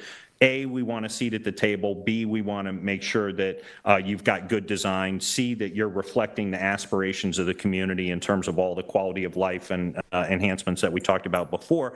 And D, we want to make sure that you're actually using good information in terms of counts and data and all of that. And so you all last year, in response to that initial conversation or actually earlier this year, my apologies, that initial conversation with the county, you all authorized expenditure of town funds to go out and do updated counts. And Ray and his team were able to get that data, and it was really important that we did that step, because what it told us was that the design life of the intersection that you had seen previously was not going to be sufficient for us, right? And so we ended up, this kind of was a domino effect, and one of the things that came out of it was we wanted to make sure that any design for this stretch of roadway accounted for a couple of different things, and that includes the background growth in traffic. So this is just kind of the compounded effect over time. We wanted to make sure that it also accounted for any increase or resetting of population and therefore traffic that is remaining in our community as a result of people choosing to relocate post-pandemic or as part of the pandemic. So you sort of have these trends that are compounding on top of each other, right? And then we also have the redevelopment of a couple of major projects or proposals for redevelopment of a couple of major projects along 3 Mile Harbor itself. So, you see listed here the 44 3 Mile Harbor project, which is the old nightclub property that has wended its way through the planning board process and is now set to be redeveloped as more of a daytime use that will have a certain amount of traffic that's generated with that. You also have the current proposal for the Project Most redevelopment of the old neighborhood house. That is not yet to an approval phase. It's still being considered, but we have asked for and received updated traffic data for that. The point is broadly this: when you actually take an informed look about the trends and where we are going from here, we know that the old design doesn't work.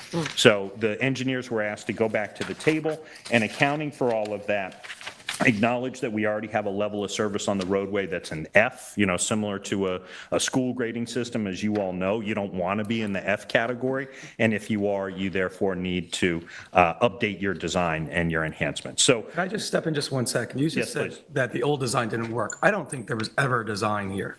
I think this is two old horse and buggy roads. Think of the 3 Mile Harbor, because 3 Mile Harbor is 3 miles away from town. Think of Springs Fireplace Road, where they had a fireplace that they lit when they brought the provisions from town to send the boat up from Gardiner's Island.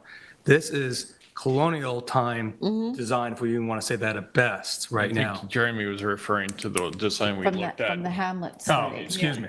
Sorry for me I being sharp agree on that. I agree with you, David. Ben, go ahead. but you're not wrong, right? You're not wrong, and I think It certainly isn't built sorry, for Ray. present-day vehicles, that's for sure. we've seen those really sharp angle negative intersections 45 all over degrees. town, and they cause a lot of problems wherever they still exist. Hands Creek was one, Hands Creek, Cedar Street, and I apologize. I Town missed that. Lane, Excuse me. and Accabonac was another one. And so wherever possible, having as much of a right angle intersection is preferred. Correct. But, so we have, at this point, done a traffic survey, which no longer supports that design that we saw earlier. And so where are we now? Are we talking about further designs? I know that for many years, I've thought that having a right angle intersection at the wider part of that wedge of land would make a lot more sense. And abandoning the roadway in front of that historic Sherrill home and making that part of the parkland would make sense. But where are we, Ray? Well, we have 4 different plans to talk to you about today. So we call the first concept 1 an updated channelization plan. So it was the previous plan you saw, updated a little bit to fit it in a little bit better. Now, I know you're very familiar with the intersection, but actually when you come down Springs Fireplace Road, it's very stressful because you have a couple different directions you have to look at for traffic. You're looking to your left and you see northbound traffic coming off North Main Street. You're not really sure if the person coming up the roadway is going to veer right onto Springs Fireplace or continue north on 3 Mile Harbor Road. And you sometimes don't know that until the last minute. And even if you do think you know it, the area in between those where the traffic splits and veers off is paved with some pavement markings. You could have somebody at the last moment deciding to go the other way. So you have that activity going on your left-hand shoulder. On your right, you're looking at traffic coming down 3 Mile Harbor Road. You have to find a gap in traffic between traffic coming down 3 Mile Harbor Road, which is often traveling over the speed limit because there's no traffic signals or anything in the way as they come down that roadway. And you have to look in both directions. It's not surprising that there are a considerable number of traffic accidents at that location. So what this channelization plan does, and like I said, or like Jeremy said, it's an update of the Hamlet study plan. It separates the traffic. So there's an island. You come down 3 Mile Harbor Road, there's a raised island. So that the southbound traffic on 3 Mile Harbor that's heading toward North Main Street is separate. And as you stop at Springs Fireplace Road, now you only have to look to your left because that traffic is actually the traffic that you're going to merge into after you proceed past the stop sign. And in the northbound direction, the advantage is it splits that traffic earlier. So you kind of really know where people are going to go because there's a raised island that they need to drive over, which is not to say that some SUVs don't drive over raised islands, but it's a lot better than a flush surface. So this has some immediate advantages. It's not a major capacity improvement per se, but it gets the traffic and reduces the backups on Springs Fireplace Road and will reduce people going to other roadways such as Jackson Street or Abraham's Path to avoid this intersection because the backup will be less. So we put down at the bottom that a possible $0 construction cost, if we can send this to the county as they requested new counts be done at the intersection, we send this to the county and ask them to add it to their project, which begins just north of the intersection. I mean, you've got some sufficient data here in terms of traffic accidents that would make them consider that. This intersection, because it's 2 county roads, is under jurisdiction of the county, so it's their decision to do that. Do we have Ray, can I a ju- traffic count? I'm sorry, Kathy. I was just going to say, if you live on Indian Hill Road, you're going to have to go up Springs Fireplace Road and go around Jackson and come back down to get into Indian Hill? If you're getting into Indian Hill in terms of making a left turn, yes, there's some minor traffic movements here that go away. So if you come out of Indian Hill, you can't go across the intersection, so to speak, and turn onto Springs Fireplace Road. And vice versa, as you mentioned, you can't travel north on North Main Street and make a left into Indian Hill. So there's a couple of minor movements. We counted those movements when we did the traffic counts, and they're very low. Not a lot of people do that. So in terms of traffic counts, my question was, I see the other options or concepts. You have a number of vehicles per hour in terms of estimated growth. I don't see that on this. Well, this is something that Well, we previous? we don't have numbers here, but we're estimating, and we don't know exactly. If this is done, we don't know how much growth it can accommodate specifically because you have people changing their patterns here. Okay. This may attract a little bit more traffic because it's easier to get out, but it also takes traffic away because people will avoid it during peak hours. So we think it's going to be adequate for about 10 years. That's a guesstimate at this point. So we didn't put an actual number down there because it's too vague to try to put something down there. And this does prevent options to expand or modify the design, which I'll get into a little bit later. And there's no parkland alienation. As you know, in the triangular area to the north, from the center of the photo north, is parkland. Right. On the next slide is a roundabout that we had developed, and this was prior to the county asking for 2023 counts. So this roundabout would accommodate traffic. It would also, if you go down to the third bullet, include an estimated growth of 110 vehicles in the peak hour from redevelopments. So that's normal growth plus an additional 110 vehicles. Now, because there's a lot of vacant property to the north owned by multiple owners, as part of the Hamlet study, there was a development plan for a large portion of that area. I won't get specific as to whose parcels those are, but you probably know. And that we recognize that there would be some development in the future, or it could be in the next 20 years. We always go out 20 years in the life of a highway project. So we said that how many more vehicles could you accommodate before you run into an unacceptable level of service? And we said 110 vehicles in the peak hour traveling southbound on Springs Fireplace Road, which is a healthy number for future use. So the estimated cost of this is $2 million, and that's based on actually the latest estimate for Long Lane. It's just adjusted for a little bit more difficulty here during construction. So the Long Lane estimate was a little bit less than that. But we're thinking about $2 million to add this to the, to actually construct this roundabout. And it requires a little bit of parkland alienation just in the tip of the triangle, but there's adequate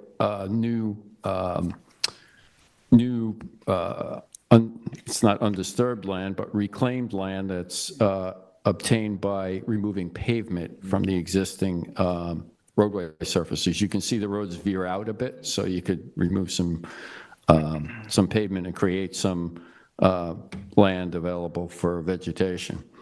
In the southbound direction, the merge of those 3 lanes that come out of that roundabout would have to be worked out specifically. How long does it have to be? This is a little bit too defined to do during a planning study, so that hasn't been done, but that would have to be done. Okay, on the next page is concept 3. This one looks attractive because there's a lot of green on it, but it does venture into alienated parkland. The latest procedure for parkland alienation involves approval in Albany, which has always been the case, but there's now a handbook on how to address parkland alienation and apply for it. It's about a 70-page handbook that has to be followed. There's a lot of environmental questions on it. I will say that the southerly portion of the triangle is less vegetated, or has less trees than the north, which the north half is more like woods. When you drive by, you're coming down Spring Fireplace Road on your right-hand side, you say, oh, it's all wooded here. This is pretty heavily vegetated. To guess on success of that, it's speculative. You don't know if that's going to be successful, if they alienate a substantial portion of parkland. So I think I pointed out some of the negatives.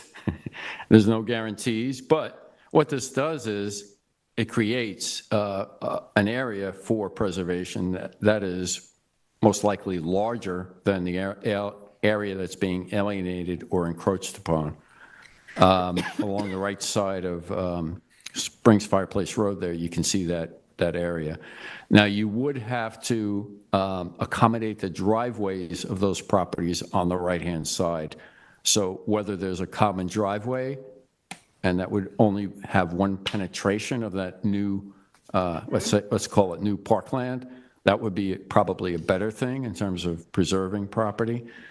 The estimated cost of this would be about the same as that roundabout that you saw to the south. Basically, this alternative or this concept picks up that roundabout from the triangular intersection and just moves it up, further up into the parkland. This one would accommodate estimated traffic growth to the year 2040. And that, I say 2040 because when we analyzed the roundabout, that was done based on a theoretical construction of 2020. So it's 20 years after the construction. And it includes an estimated, again, the 110 vehicles, because it's the same design as the other one. And it requires alienation, as I said, but increases the size of the park or preserved area. On the last page, or concept 4, the last slide, it's a modified channelization plan north of the existing intersection. So what this does is brings Fireplace Road on the right side, and it crisscrosses, has pavement in there to transfer from one roadway to another.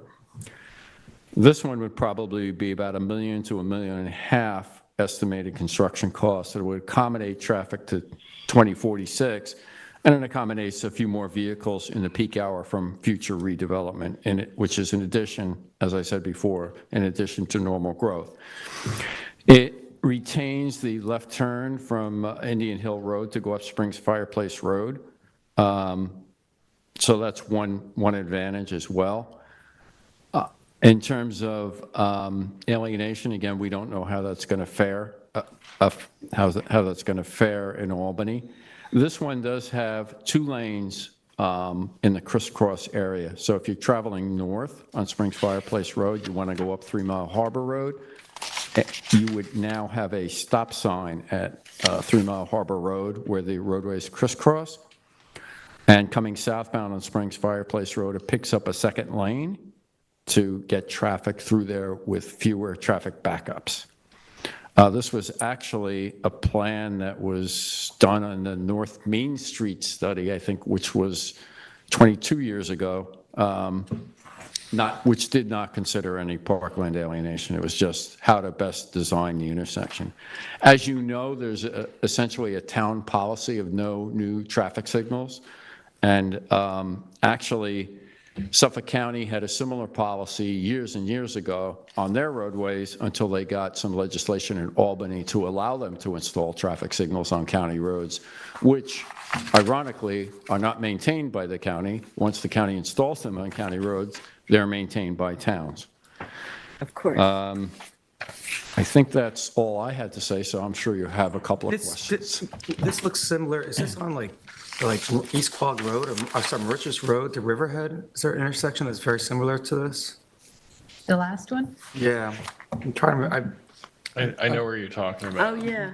I've traversed this type of, this exact intersection here where you, 2 main arteries coming through, one goes through one stop sign and, you know, and I guess what I'm trying to get to at some point, obviously we're going to hear from the residents very shortly. Yeah. This is going to be discussed.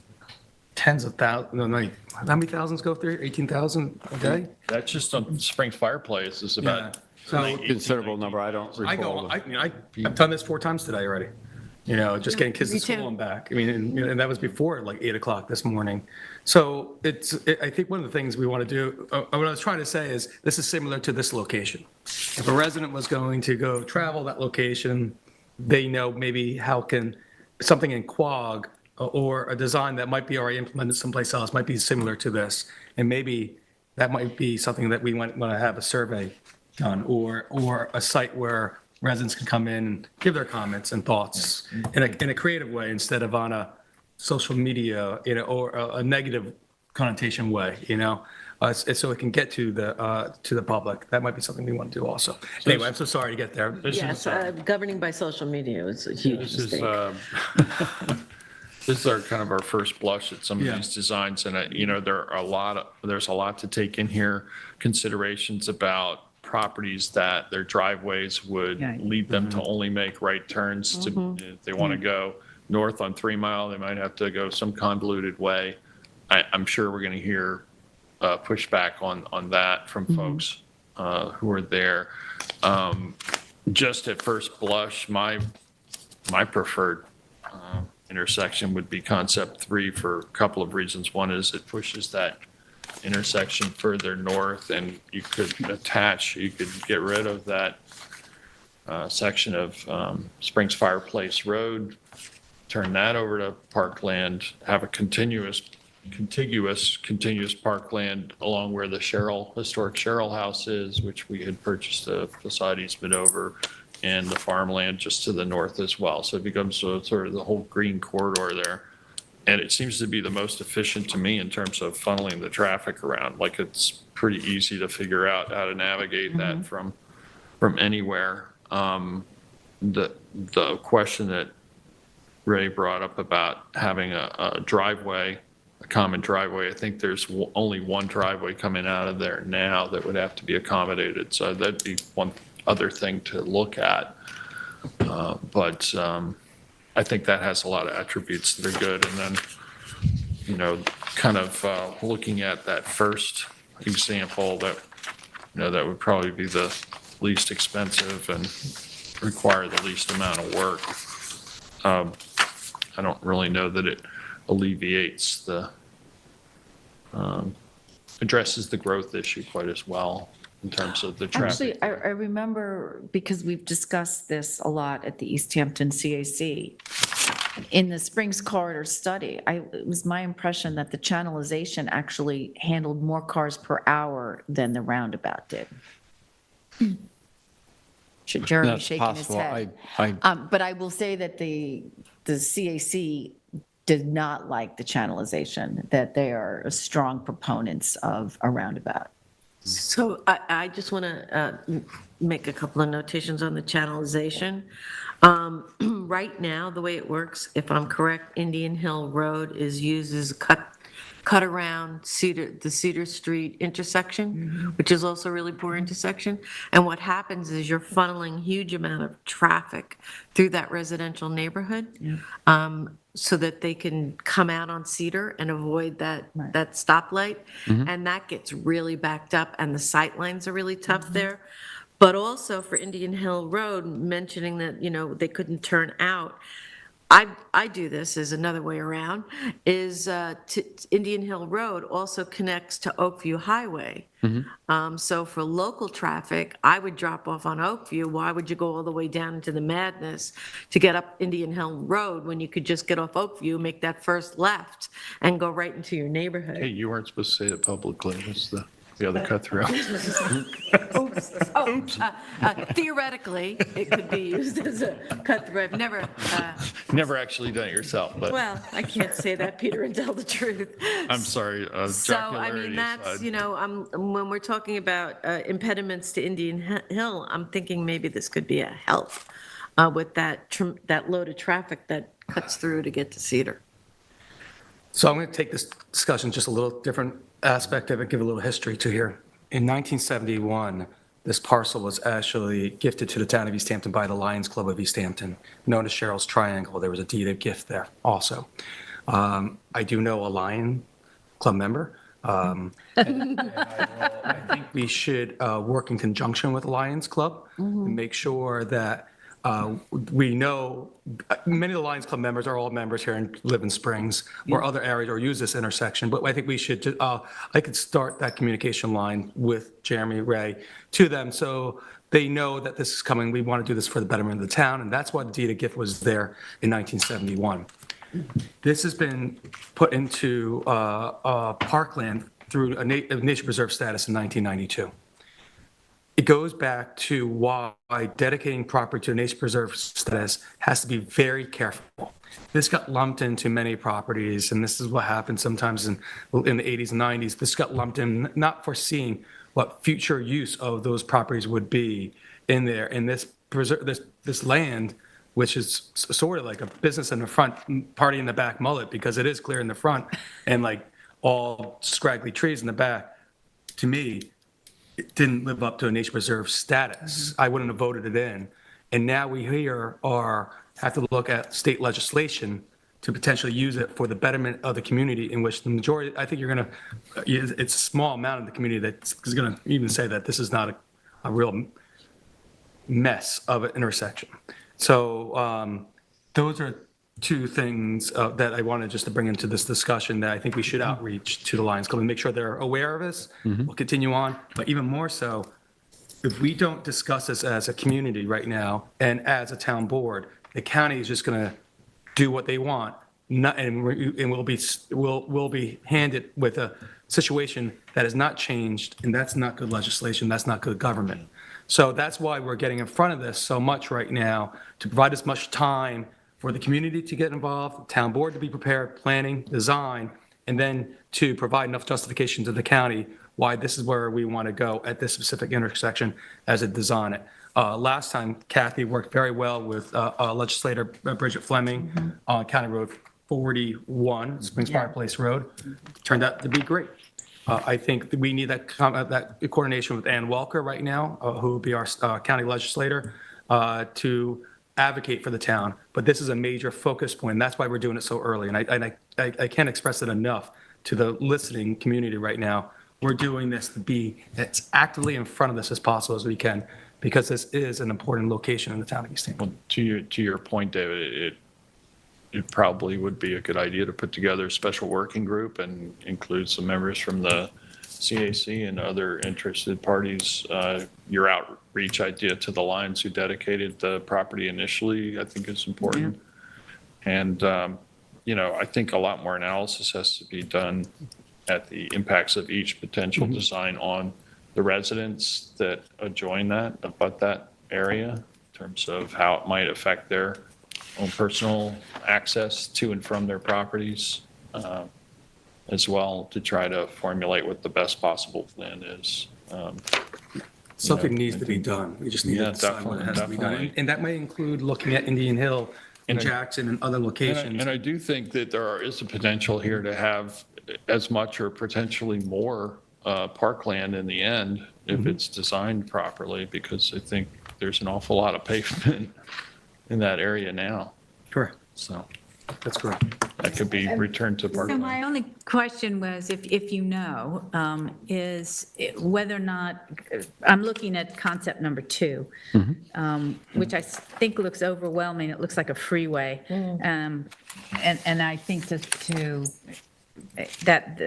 the public is going to look at this as though it were some sort of freeway spaghetti junction kind of looking thing. But can you swap parkland for some roadway in other words, you're getting rid of some of the roadway there, as you mentioned earlier. And so but we're taking away sort of the tip of that parkland. Is there a way to say, without having to go through legislation, that you can swap it out as long as you've got X number? Nope, you still have to go through alienation. Any bit of it all, 1 square foot. 1 square foot. Yeah. Okay, well, that was You have to the go through that question. process, and, that process takes some time, but I think, given the need to deal with this intersection, Yeah. and when you look at the balancing out the different aspects and again, I think there is potential for reducing the total amount of pavement and actually increasing the total square footage of parkland as a result. Well, I think Depending on how it's carried out. Yeah, to your point is that the concept number 3 might add to the amount of green space, but then how are some of these, and particularly because of the historical setting for the Cheryl Foster Farm, how are these people I think there's only one driveway on the east side of that. Okay. So, that could be, I think, accommodated without too much difficulty. Okay, that would be my only concern with that one. Keeping in mind that the driveway is not going to get used, 100 times a day, Right, right. So, whereas that circle is going to be used thousands of times a day. yeah, nope, and I like pushing it in that. And I do think that if you were to have a circle there and not have stop signs, have yield signs, we've seen that it slows traffic down, Yeah. but it keeps traffic moving at the same time. So Yeah. that, I think, will also have other benefits in terms of traffic patterns throughout that whole area, because all of Springs basically funnels down Yeah. onto Accabonac, Collins, North Main from 3 Mile and Springs Fireplace. It just, all those major 4 roadways all fan out into our densest, most populated hamlet. And that's really a choke point. So if you can free that up, people won't necessarily be taking those alternative routes through some of the other, residential neighborhoods, and may give some relief to folks in various locations that we've heard from recently, in fact. Yeah. And Yeah, no, I agree with this area, these are exceptional. They're not designed, meaning we know there's going to be large trucks going through there. Any engineering would have to be done on any project. So these are conceptual in nature for people to get an understanding of what potentially could happen. The only thing I want to make sure that happens is that we continue to look into pedestrian sidewalks, which we have there, and then also bike lanes, which, we do have areas there as we continue to move forward into the 3 Mile Harbor, making sure there's connectivity by bike and by pedestrian use also. So that's an overall goal of the town. But in this discussion, that also should be discussed too. So what? That's part of the County Road 40 plan, is to have bike lanes, to have sidewalks. We had a great process in place, and you mentioned with County Legislator Bridget Fleming.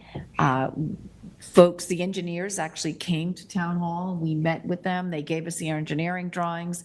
Our planning department, scrutinized them. I remember we did a road trip in the car with Joanne Powell and Eric Shantz.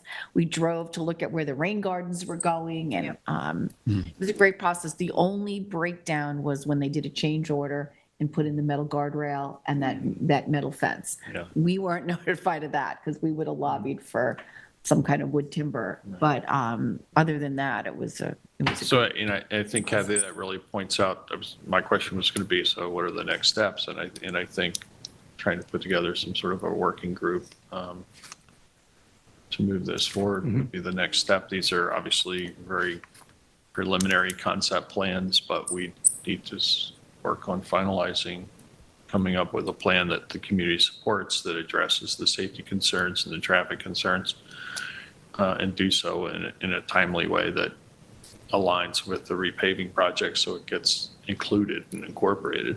Yeah, I think we have to look and as a back-end timeframe, meaning if we don't want to delay anything the town needs to do, because the county's just going to move on it.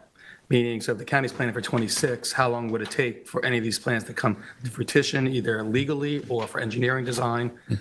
There's financial aspects to it too, community involvement. So that would be one of my next steps, to find out what our back-end timeframes might be and then work off of that. I don't know if we know that yet, but. Do you know, we should find out. have they started preliminary engineering on the?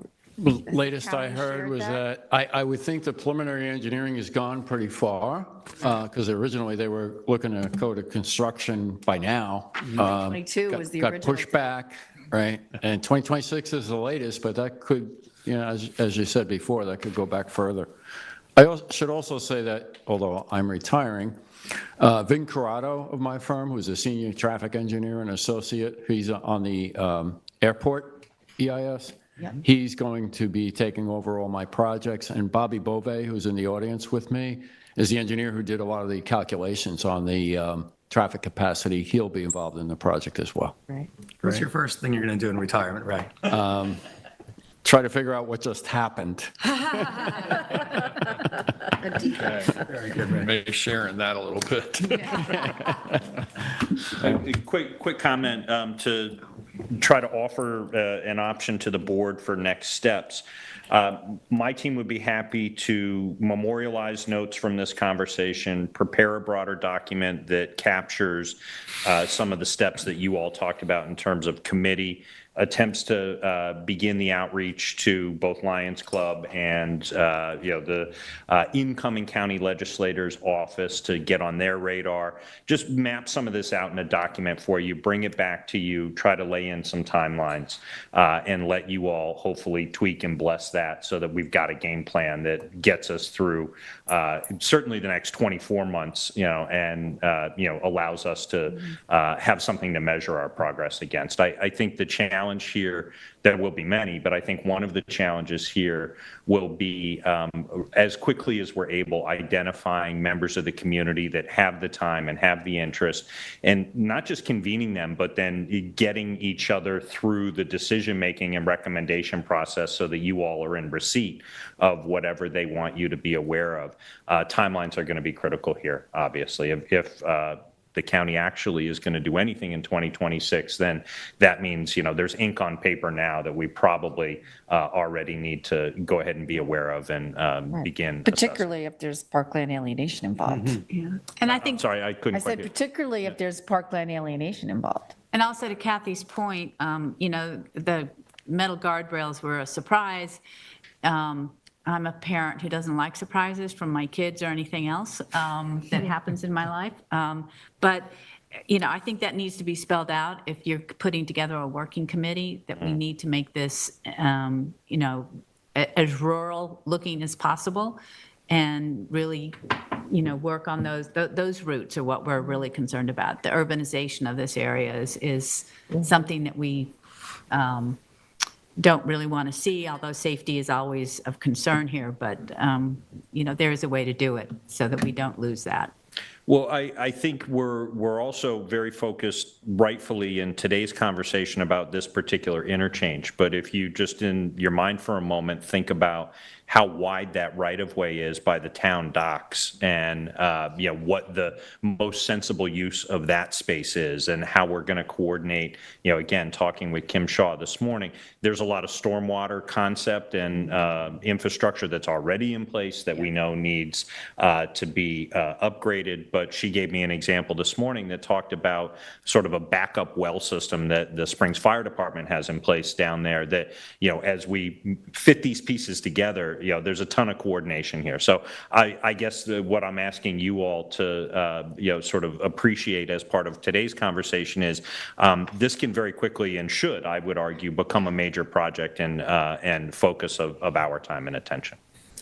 I do have to say, I drove Springs Fire Place Road yesterday, and since the maintenance of the inlets to the bioswales over there, they were catching water really well, and water was wicking off of that road. It was designed and it was applicated, and I was able to use it yesterday very safely. So that was good news. Great. Thank you all for your time. Thank you very much. And that brings us up to the county request for no parking on North Main Street. That's correct. Steve Litch in the Highway Department got a request from the county. Again, County Road, the county has jurisdiction over North Main Street down to Collins. They put in a request to the town to add a location on North Main Street as pictured here, which would be, I think, 85 feet south of the driveway of number 144 and 50 feet north of it, onto the east side to be designated as no parking. The town board, myself, were sensitive to decreasing parking for the businesses' needs on there and the residents' needs. But again, this is a request of them for the town board to do so, as they have jurisdiction, but we maintain the chapters of enforceability there. And again, this is also primarily for safety and sight lines on there. While I know there's other locations that we could look at right now, I'd rather start with this, see if this increases the public safety. I'm supportive of it, and then if we need to change or add to that in the future, we can look at that. But that was the request that came in from the county just in the last couple of months. I was kind of surprised to see this request, because in all of my time, I don't think I've ever seen the county request no parking. It's usually been the other way around, where we're asking them for no parking on a county road. The thing that, obviously we're concerned always about there not being enough parking, given the amount of traffic and the number of people, particularly in the summertime. And I'm just curious is there's no rationale given really for why these two areas. One is from the northerly boundary of the Nick and Tony's parking lot to the driveway to, I think that's Golden Eagle. And, it seems to me like a person pulling out can actually get enough of a view there. So I'm just curious about why. And is there even that much daytime parking along there? I don't really know.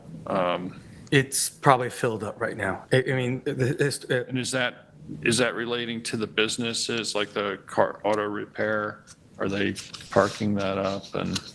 Or have we had any discussion with either the highway department or the chief of police in terms of accidents or issues with that section?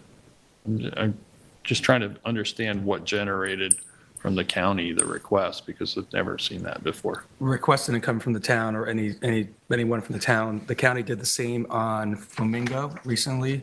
They got a request in from the commissioners, I believe, from the fire department in Montauk. We put no parking on there recently. I don't know where the impetus was. But that for was this. generated by the That's correct. by the fire department. So I'm just curious, and the letter doesn't seem to really come with It doesn't. any rationale that They might have been petitioned by someone else, but it didn't come from the town. Well, again, so I think I would look at it very carefully, just because that corridor already is overused, and the amount of parking is pretty slim. So taking away, I don't know how many spaces that is.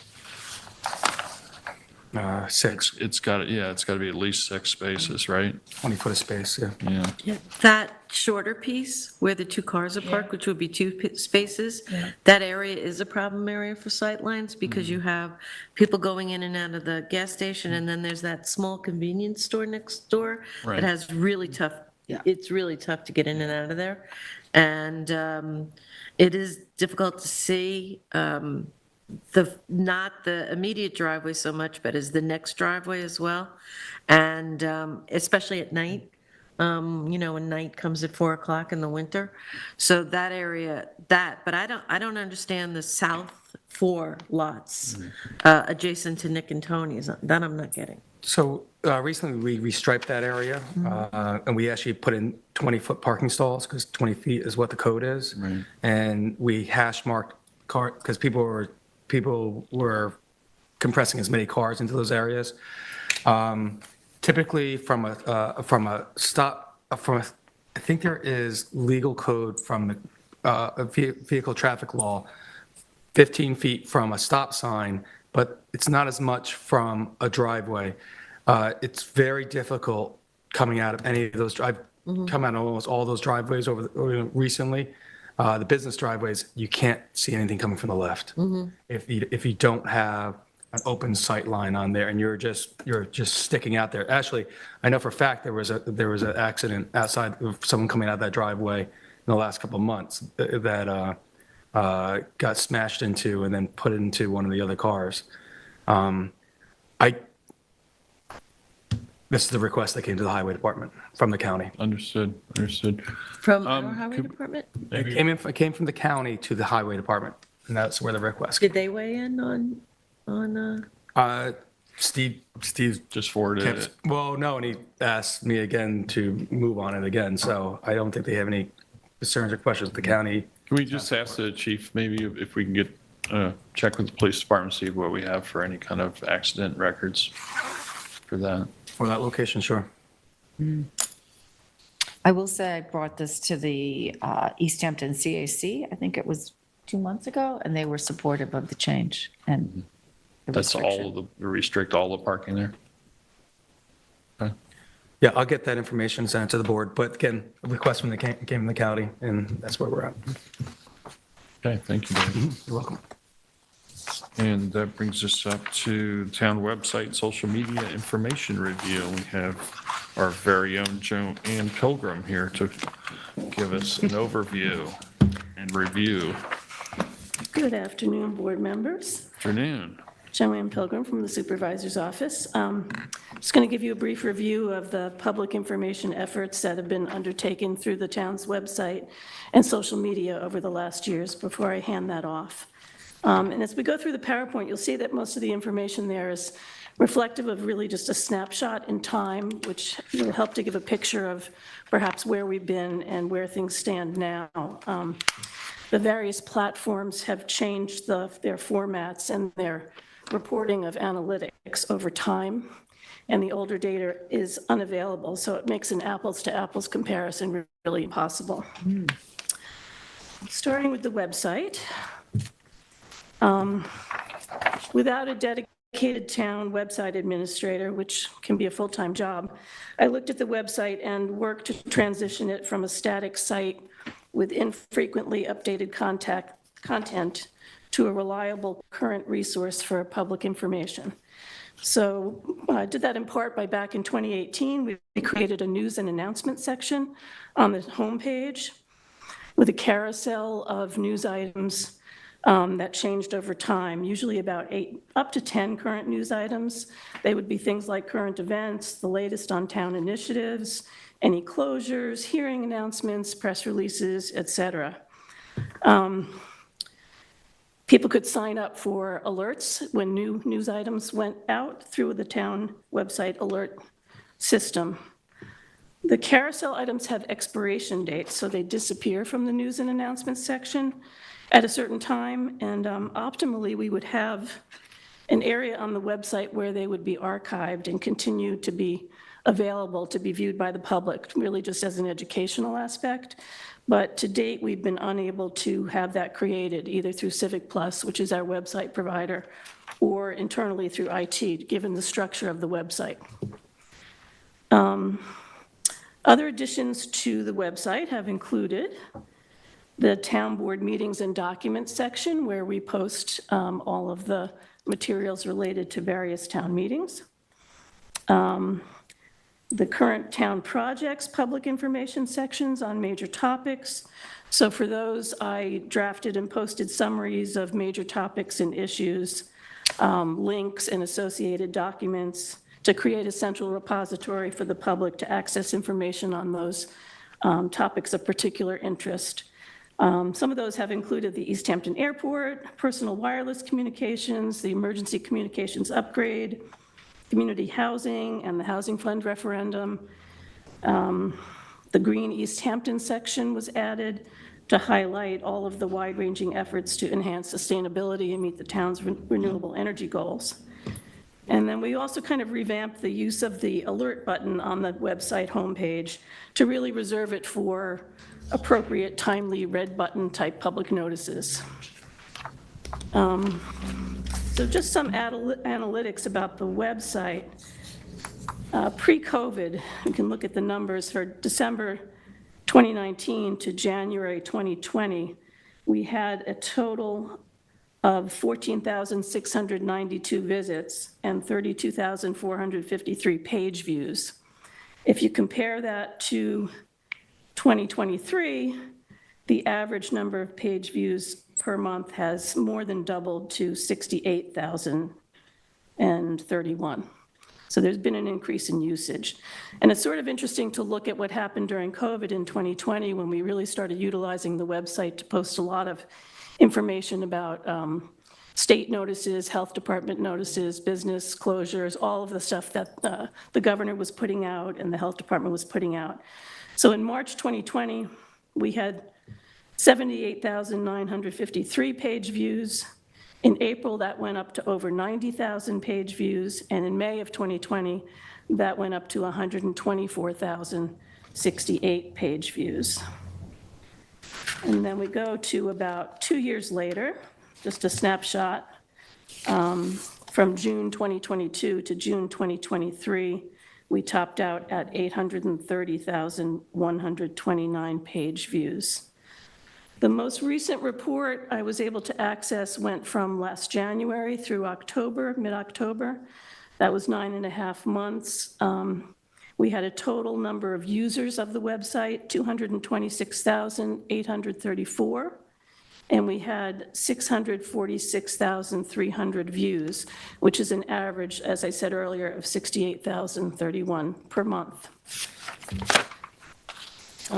Moving on to social media. We have going back just as far as ongoing improvement for the website.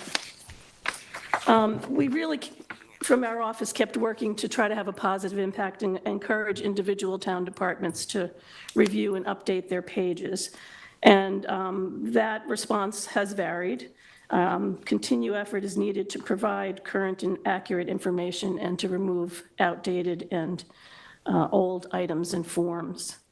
And overall, in my opinion, a full website review and overhaul or redesign is still needed to better organize the information and improve the user experience. And now moving on to social media. We have accounts on Facebook, Instagram, and Twitter, or X, as everyone loves to call it. These were managed by an outside agency from June 2020 to January 2021. But we found that being outside of the town and without connections to town functions or the community, we were having to provide the content and the images and to spend an inordinate amount of time engaging with them to get accurate posts.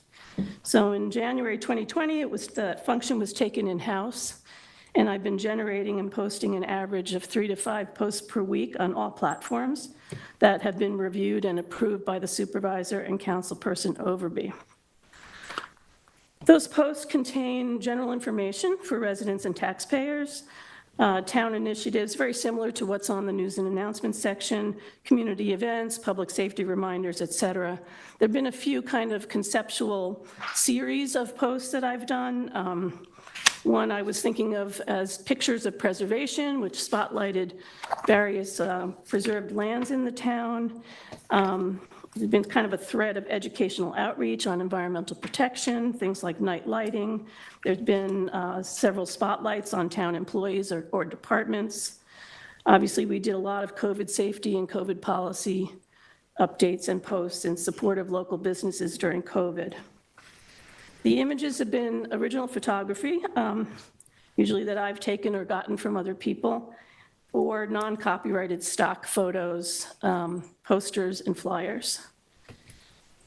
The posts often include links to further information. We've utilized Linktree to direct Instagram users to further info, as you can't add a link to an Instagram post. And all of these posts are generally cross-referenced with the information that's posted on the website. Also, the information that has been provided to LTV for the crawl on the bottom of the LTV station, and cross-reference with our press releases and notices that we put up on the information board in the atrium, or we put out in the atrium for the public. So again, just a little bit of a snapshot. The metrics for these platforms are really difficult as they've changed, and the old stuff is unavailable. But you can look at Instagram in 2020, in January 2021, we had 8 followers. That was the very beginning. By September 2021, we had 4,802 followers, and this month we have 5,800 followers. On Twitter, you can see on the PowerPoint, January to June 2021 averaged about 8,669 tweet impressions, which generally means just people who have laid eyes on that tweet. That went up to 20,500 tweet impressions to date in 2021 by September. That was an increase of 30% approximately, and we had 234 followers at that time. And last month in November, we had 514 followers. So we do have people who are responding and seeing what we post. The numbers as far as Facebook, in September 2021, the people reached were 10,873, and the comparisons in Facebook are a little bit lacking. In this month, we have 2,535 followers on Facebook, And they give you a 28-day post-reach of how many people have seen a post. Between November and December, that number was 3,961. So, any questions or? Well, I just want to say that, in terms of public outreach and trying to connect with our constituents, that's a continual struggle, between all the different platforms that we put out, as well as local news articles, newspapers. Public engagement is something that we've always striven to increase and increase participation so that we can better represent our constituents. And I think we've made a concerted effort and have gained momentum, and I think those numbers reflect improvement. Obviously, there's always room to improve further, and one of the recommendations that Joanne's mentioned is really revamping our website, as well as, I think there's always room to, increase participation through the various social media platforms. So that's something that I'm sure will continue in some form or another and be a major part of the focus. Kathy, on your administration, and I know as someone with a marketing background that you are maybe even a little more attuned to taking that approach. But I do want to thank Joanne for all your efforts for the last 6 years in working on improving that communication with the public through the website, through the social media. Thank you. Hopefully it will continue to grow and blossom. And I think we all know at this point the website needs some more work. Oh, it's, Kate and I are already working on it. We've seen mock-ups and things like that. It's part of the contract with Civic Plus. We're working on the upgrade now. Getting out this kind of information, in my opinion, is the only positive about social media. So it's a good use of sign up and follow us, because that's information, not gossip. Yeah, and I think people have learned by now that it is a place that they can find things out about the town, that was really, starting from square one, it was not. And I believe now it is, to whatever degree. And I think when we look at those topics of discussion, and information going out, the gamut. We've talked about, worldwide pandemic, everything from shellfish closures, flesh-eating bacteria. There are all sorts of immediate ways to engage with the public, let them know what's going on in town. So I think it's critical to keeping our constituents informed and the public aware of what's going on, whether it's the safety issues or community events, highlighting the accomplishments of our local citizens, like Francisco the other day. Yeah, Absolutely. Those are the most popular posts that reach the most people, the ones that focus on, someone in the community. Thank you. So I want to thank Joanne because, working with her and starting with the pandemic, when we worked with Berlin Rosen, and I know Kathy, you were part of that group that we brought them in to help us in that first 12 months of trying to figure out how we were going to get information out to the public as quickly as possible and efficiently as possible. Then Joanne picked up, because we were having, it was more efficient actually for Joanne to start doing it herself. And so without hesitation, she did it, and she did it well. And sometimes when we'd see pictures, we'd go, now, what does that mean? And then she'd go out and take another picture, so that it was very clear to the public that what she was trying to get across and what we were trying to get across to our public. So thank you for taking that up. It was probably not in your job description when you first got here. And you certainly did it well, and I thank you. Job description that includes everything. Everything, yes. Worldview. Thank you, Joanne. Everything, Thanks, Joanne. everywhere, Thank you, all Joanne. at once. Yeah. Thank you. That concludes our agenda topics. We now have liaison reports. Kathy? I'd like to start with the holiday update for the senior center. Yesterday, we had a Christmas concert that was performed by Nancy Atlas, Andy Eaton, and Joe D'Elia. It was brought to us by the folks at the Talk House. Peter Honeycamp put it together. He had met with Diane, and they're looking to do more programs with our seniors. the supervisor got up and closed out the show with a rendition of Blue Christmas, and the seniors were thrilled. Inda and Nancy and Joe want to come back. The seniors want them back. So it was really fun. You don't leave out the request for Oh, a senior yeah. transportation bus to go to the Talk House. They want an outing at the Talk House.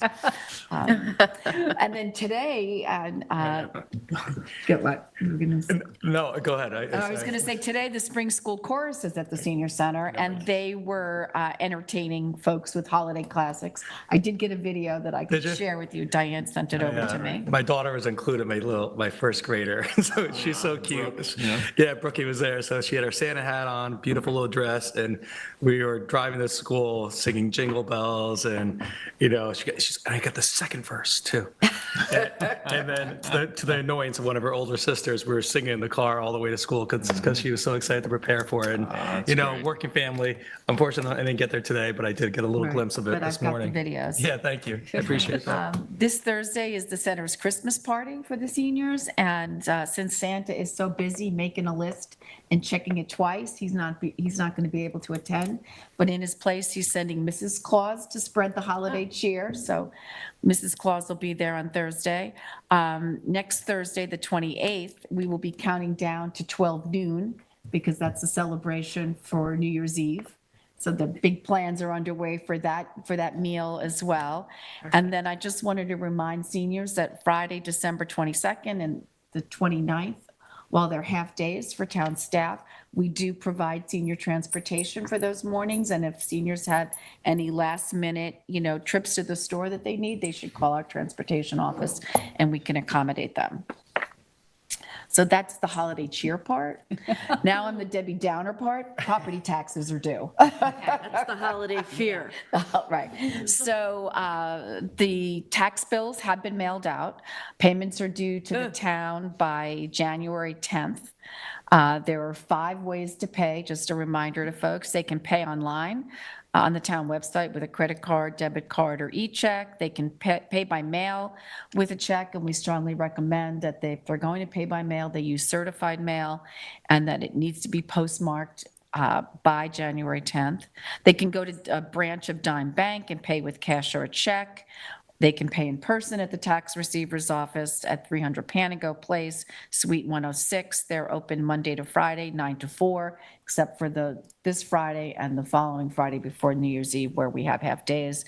And then we have 3 drop boxes in town. So you could go to 300 Panago after hours. There's a slot in the door where you can drop off your payment. It has to be by check. You can't put cash in an envelope in a drop box. We have one here at Town Hall, and there's also a drop box at the Montauk Playhouse. If folks are really anxious to get to see their tax bill, if they haven't gotten it in the mail yet, they can also go online where you can view and print out tax bills, and not only for this year, but for prior years as well. And that's what I have for today. And Where do you go online? Just the town website? town and then website pull up a link on the it? front page of the website. Great. Thank you, Kathy. Sorry, I'll hold my comment on that. Okay, so thank you very much. I want to let the board know that I will be traveling with my family from this Thursday evening, and I will be back on the 1st, actually. Please email me. I'll get back to everyone as needed and as soon as possible after that for the general public then, too. As you heard earlier from Gina Carrozza, that the 395 Cantwell Court affordable housing project, the building permit has been applied for the road. We will go out to bid for installation of that road immediately in the new year, but those are all great milestones that we're moving ahead on right now, too. And I thank the board for all that, part of the all hands-on housing approach that the supervisor and board members had, and too. I sent around a list of no parking sites to the town board members. These locations, no parking overnight or no camping, part of Section 240 of the town code for town parks, beach road ends. We'll be reviewing those and hopefully bring that to in the new year in January to a public hearing to add that to the town code. So board members, just review that. If there's any other places we missed or want to be removed, just let me know. But I've been working on that with the chief of police, land management also, and parks and recreation. Tomorrow, I'll be, myself and Kim Shaw, we will be having a remote meeting with our point of contact from Great Lakes Dredge and Dry Dock. They're the company that is doing the FIMP project. We'll be doing that after our weekly meeting that we have with that entity and the Army Corps of Engineers. I will be asking them a lot of information that are more pertinent to the mobilization to the aspects of FIMP for downtown Montauk, and how that might affect individuals' everyday attributes. Getting aware that, yes, just as we talked about vegetation being removed, that there's going to be large equipment out there, and it's going to be a very, very big project. And for our outreach, as we just discussed, so that meeting's coming tomorrow. If any of the board members have questions, please let me know, and I will try to get them answered tomorrow. They have been very responsive to the town. The Recreation Department has a new webpage for information on ADA accessible trails and beach access. ADA beach access. We updated that specifically because of the project that Peter has moved on at the multi-user path at Boys and Girls Harbor. We wanted to make sure that that information was out there for individuals to know where these locations are for multi-user trails, and also Moby mats for ADA access to our beaches. That's been refreshed. Maybe we'll let the Disabilities Board know. On Friday, I represented the town with Scott Wilson at a meeting that was put on by Assemblyman Fred Thiel, Senator Anthony Palumbo, and also Assemblywoman Jody Giglio, who was present, that discussed the 25 years of successes of the CPF plan and how that is to be looked at. And if there's any comments from the 5 East End towns, which we were all represented, also represented other stakeholders that were there in the beginning, being Kevin McDonald, also, and John Halsey then too. So it's great to hear the insight of the conversation when it first started to where we're at now to what where we're looking at in the future then too. That meeting was a great roundtable, and we'll be doing it again in January, as we discussed last week here too. Let me see. I'll have a resolution on this week for increasing the funds of construction oversight at the Star Island Commercial Dock. They are fully in progress of that project, but due to procurement issues and our extension of the contract, we need to extend the construction oversight, which is very important at this time frame. I hope I have the support from the town board that's on there for that. Nature Preserve Committee met last week. We had a discussion. We will receive a letter. I think we've already just received it today during our meeting from the chairman that they took, in Nature Preserve Committee is not taking any action on the draft management plan for Amagansett Meadows, Amagansett Plains, the former 555 project. So it'll be a town board decision moving forward. That will be coming to the town board. Also, what we discussed in that meeting, we had representatives from ACAC, the neighboring property owner that actually sold the property to the town, other involved community members that were there about producing a management plan for the former field property, which is adjacent to the town municipal parking lot that we purchased actually in 2016, finally just cleared on it, with 30% for municipal funds, 70% for CPF funds for expanded parking, but also an active use park. So we're discussing a management plan, just starting that there. The CAC chair was there, Tom Field was there. We had visitors, Charlie Whitmore and others were there. So it was a good discussion on that, and that's where the Nature Preserve Committee is going to put their efforts into in the coming year. Also discussing, we have a request from the East End Chiefs to do a mass casualty drill. Sometime in April it's going to be, and that would be at the 555 property. This has happened in the past before. It's a one-day action in which they're going to bring different jurisdictions in, including MTA and such. As I get more information about that, I'll pass it along as the date gets closer. But this has happened there, and I think it's an appropriate use of the property for this to bring all the fire departments into place there. I had a meeting with one of the trustee members of the Oak Grove Cemetery, where we discussed we discussed Green River Cemetery, but Oak Grove Cemetery. to forward the expansion of the Oak Grove Cemetery. We are getting bids, we're going to be staking the property. We're getting estimates for tree removal on there as we move forward with the expansion of that cemetery, which we've discussed previously as a town board, but again, got sidetracked a little bit because of COVID, obviously.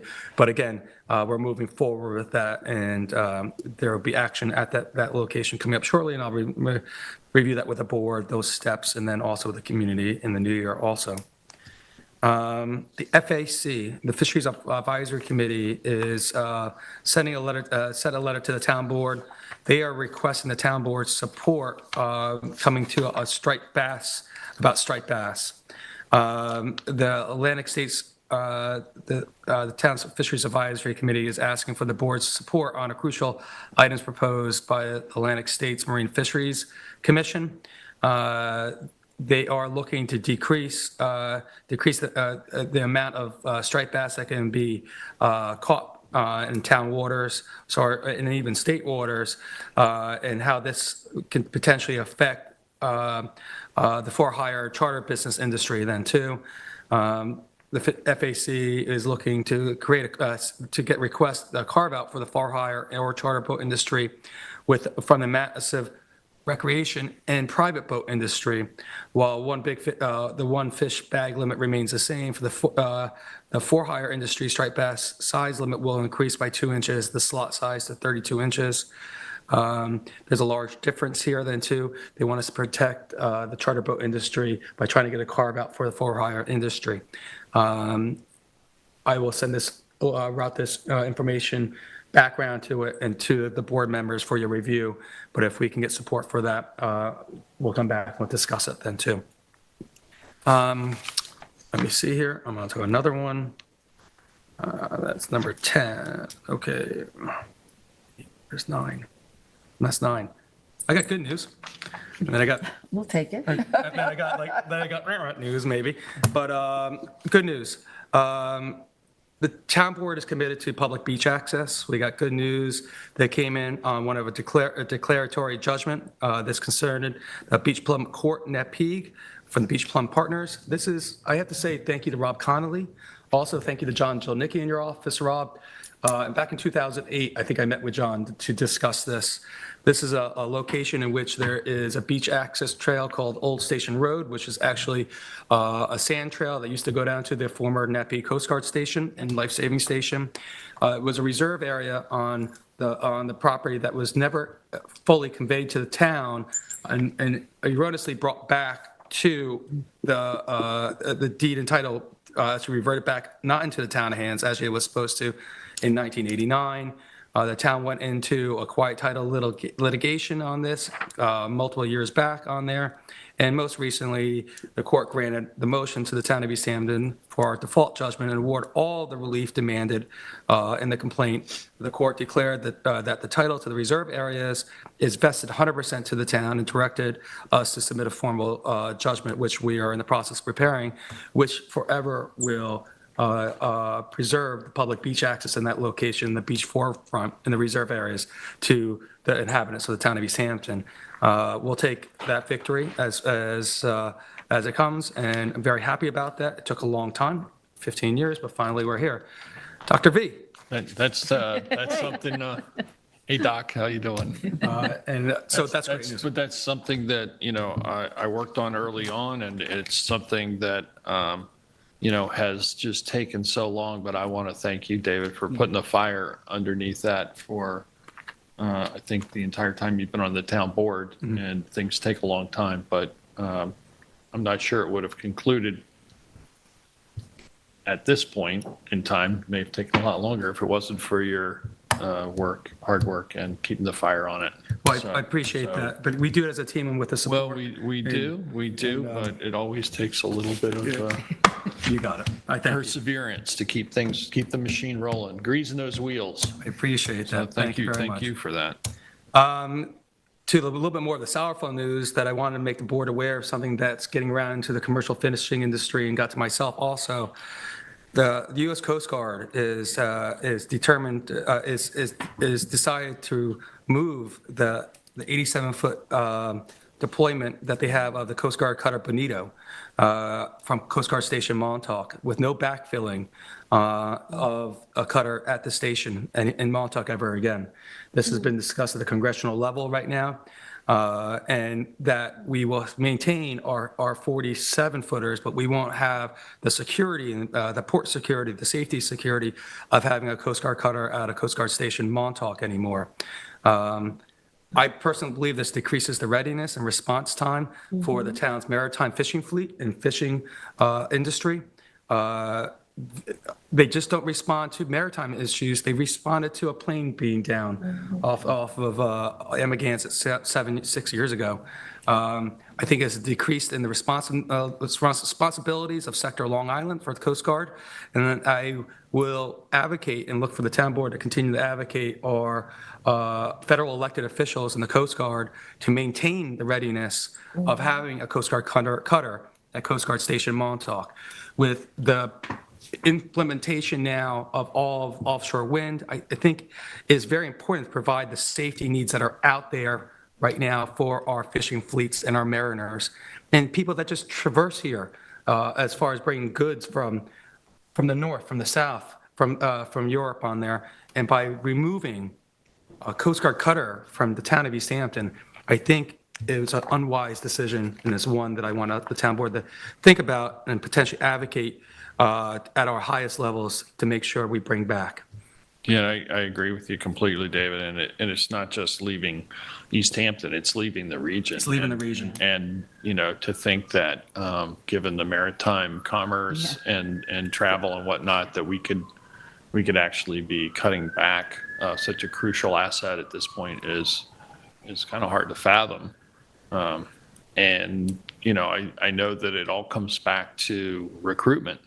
And there's a lack of recruitment within U.S. Coast Guard right now. They're suffering from not having enough people coming up through the ranks to staff and maintain the presence that they've had. And so they're shifting things around and moving personnel. But I just think, here we are at the eastern end of Long Island.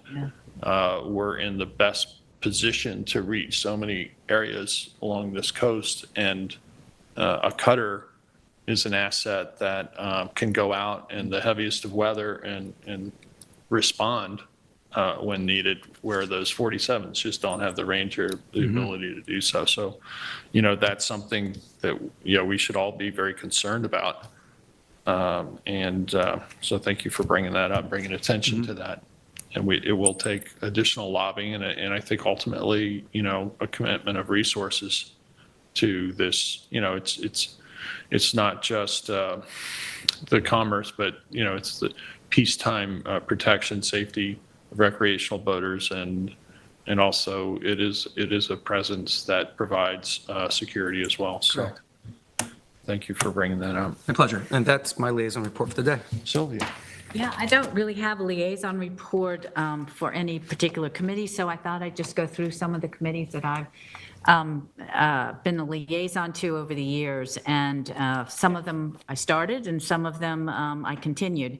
So the Agricultural Committee meets once a month, and you need to have a connection to farming in some way. And so that's also been codified, and that committee also works with the planning department to look at plans when farmers come in to look at certain parts of their properties. They have to be in the planning department. The Arts Council I also founded, which works with artists of every type, from writers to visual to performing and more. Also worked getting the D'Amico property and the Art Barge historically recognized, and they're working on Brooks Park right now and getting that as a historical with the as it's getting developed and getting renovated.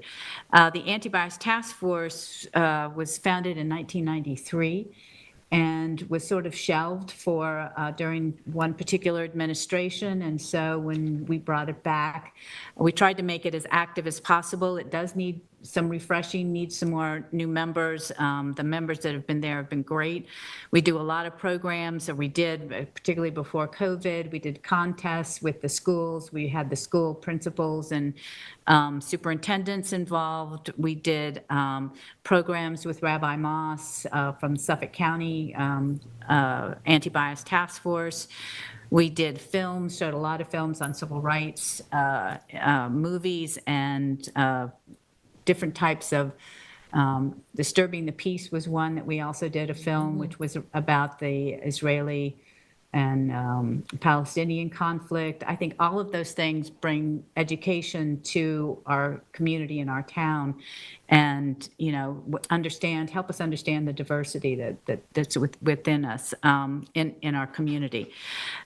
We also had a lot of community discussions, and particularly with Rabbi Moss when he came several times actually to do some community discussions. So the Energy Sustainability Committee was really an ad hoc committee when I came and was elected. And then it became energy sustainability, and now it's become energy and sustainability. So we've morphed over the years, and Kate has taken that on so ably with all of her knowledge and working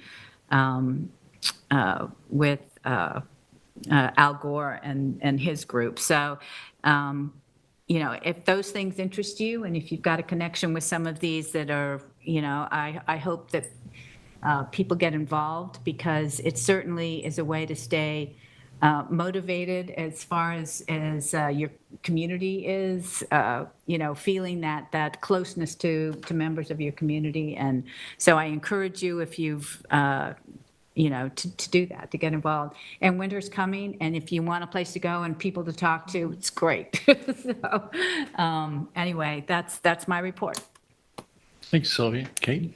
Yes, speaking of Energy and Sustainability Committee, they met yesterday and did a number of resolutions, had unanimous support for a number of resolutions.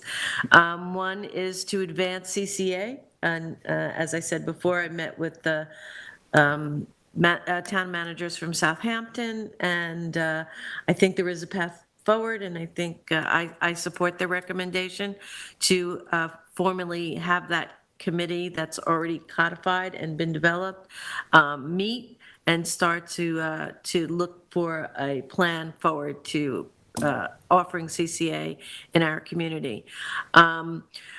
They would like, had another resolution to have a full year-round ban on gas leaf blowers.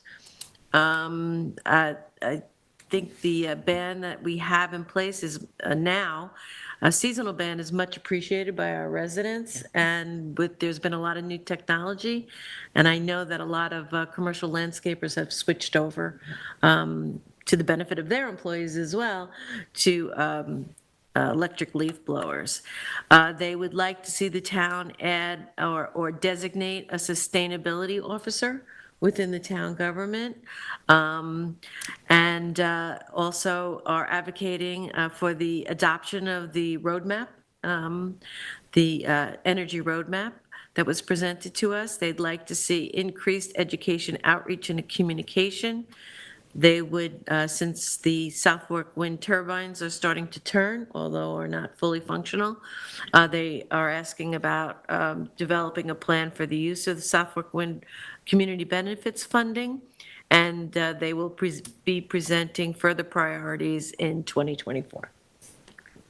And that is my liaison report. Thank you, Kate. Last Wednesday's Geminid meteor shower was a big hit with those who stayed up and watched it. Chilly, but It was chilly, but it was a clear sky and a dark night. And, it was a pretty spectacular show, actually. And to be able to experience that due to our relatively darker skies, stargazing, this is the reward for dark skies and trying to keep the sky glow from obscuring those stars, part of what makes living out here so great. Yeah.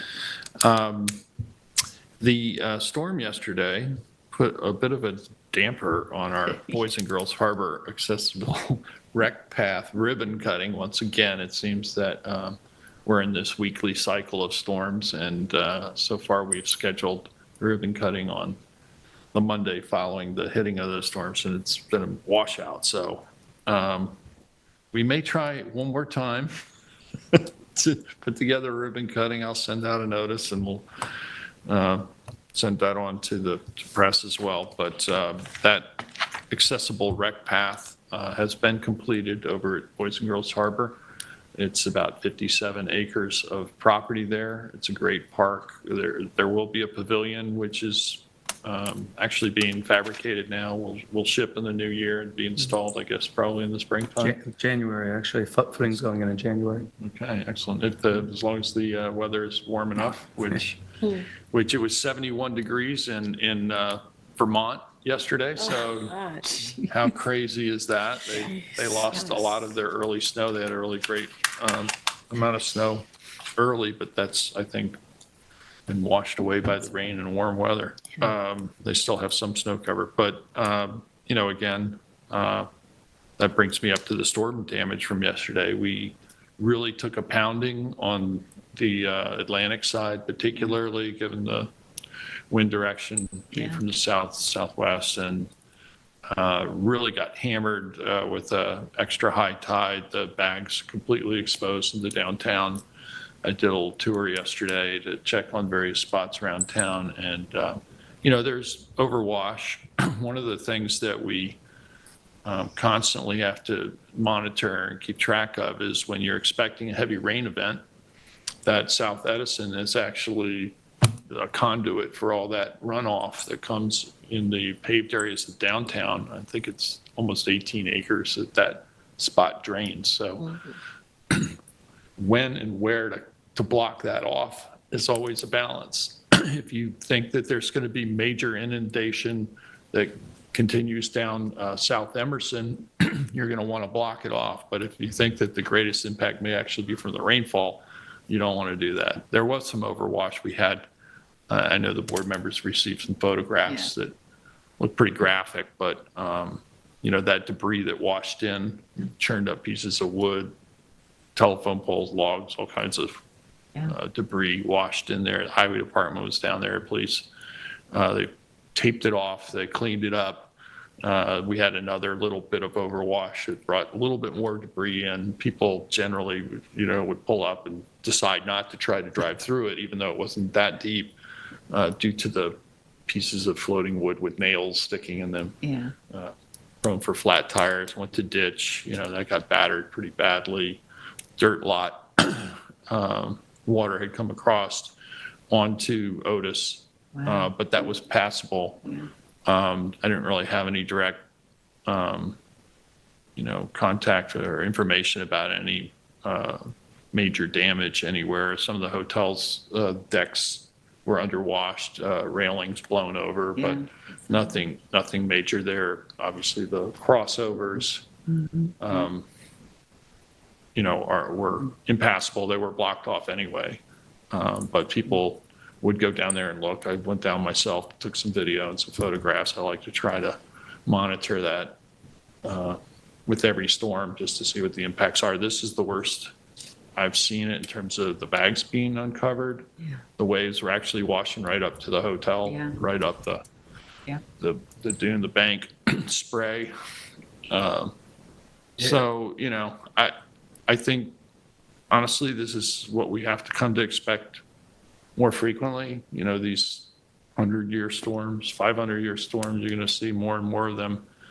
And that's going to be one of the most challenging aspects of our coastal community is how do we balance coastal development with a need for those natural buffers in our beaches, which, the beach itself is what really generates most of the economic energy and benefits to the town that accrues from our free, open, and continuous beaches. So, I'm very pleased that FIMP is actually coming and coming very soon. We're going to need it very soon, but that's not going to negate the longer term needs it was very apparent standing down there by those hotels that they're not going to withstand a hurricane.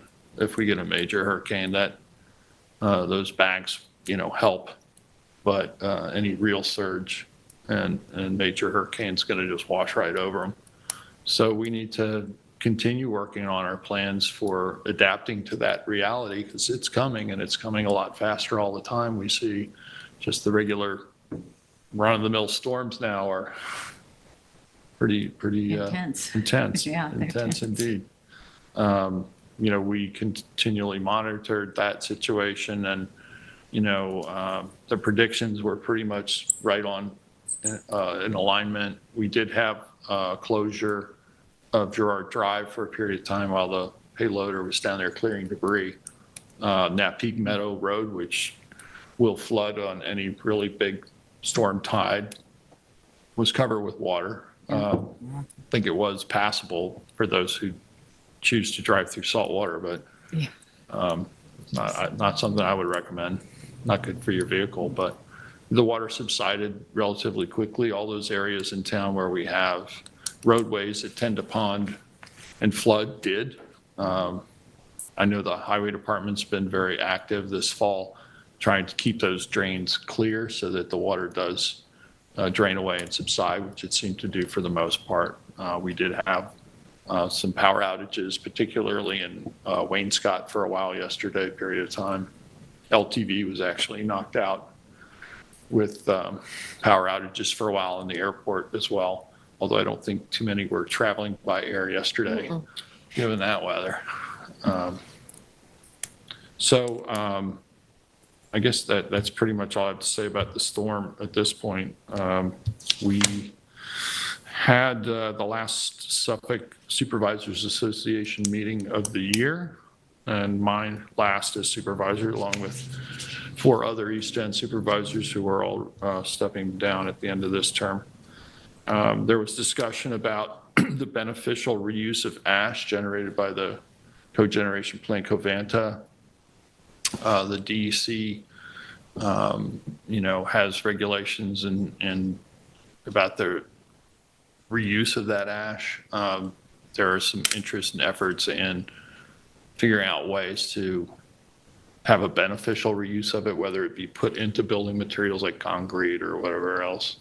The Brookhaven landfill will be closing in a couple of years here, and that's going to have a big impact on a lot of different things. So there was a discussion about that. The waste energy is, for instance, is considered as renewable energy by the feds, but the state doesn't consider it as renewable energy. So that has impacts on contracts. LIPA's contract expires in 2027. And so there's a much broader discussion about solid waste and how it gets dealt with. And, that obviously will impact us to some degree. There was some discussion about how important it would be to start composting to remove food scraps from waste. And I was pleased to, mention that East Hampton's already got a pilot program. Thank you, Kate, and Energy and Sustainability Committee. By the way, my finger potato that Gloria Frazee gave me and the rest of you, I planted in some of that compost. That thing's taking over my office. Good. That really grew quickly. It's really growing quickly. It literally Good compost. I stuck it in the ground and watered it, and I came back the next day, and it was already 2 inches tall in 2 days, and now it's like trying to climb out the window. But, there is a great way. That is a great way to reduce our waste stream, and which means, by the way, reduces taxes, because there's a direct connection between the cost of disposing of waste and what we bill our residents or taxes to cover those costs. Plus, if you're composting those food scraps, you can use it as fertilizer and improve the plants on your property without using commercial fertilizers. So just a real win all the way around for those who practice it, and there are a lot of great ways to do that in a way that's, does not attract pests and can be done in a way that doesn't smell bad.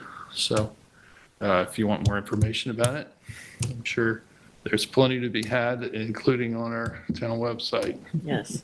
That's all I have. I would just also like to say this is my last work session as supervisor.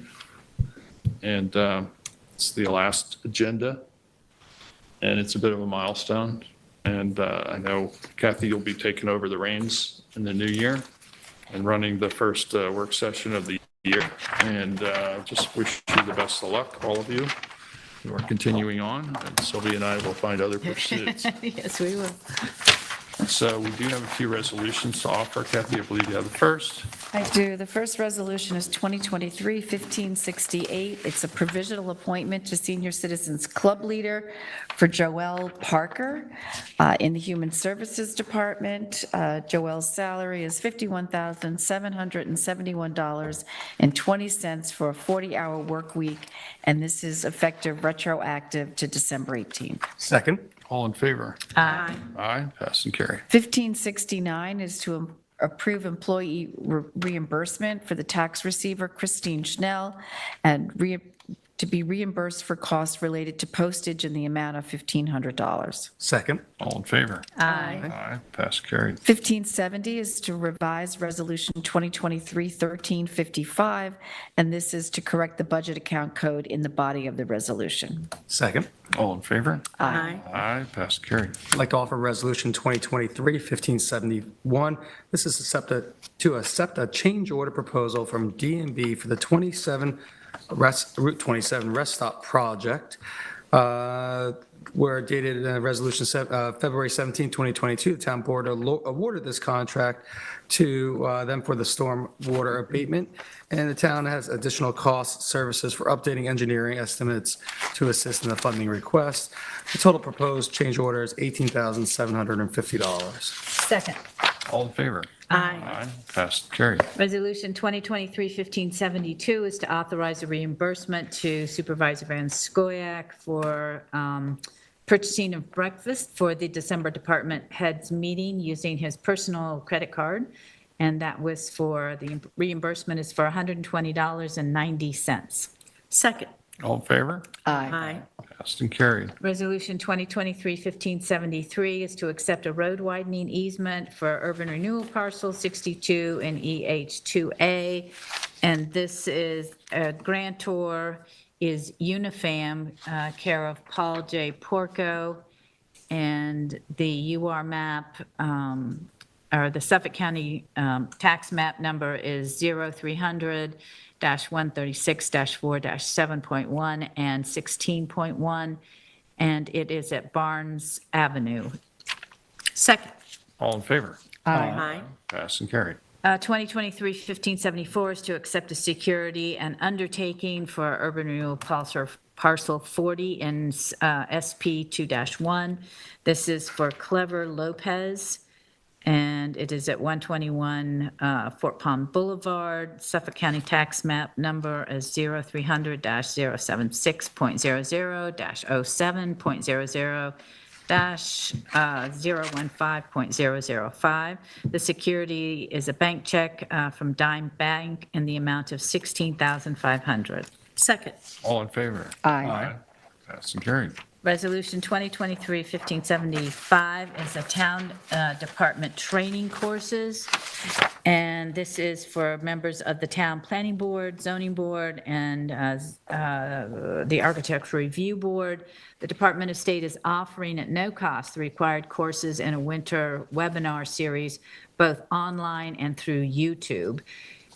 It is resolved that the town authorizes the members of the Planning Board, Zoning Board, and the Architecture Review Board to attend the required courses through the winter webinar series and/or YouTube, and to self-certify their attendance and completion of the courses. Second.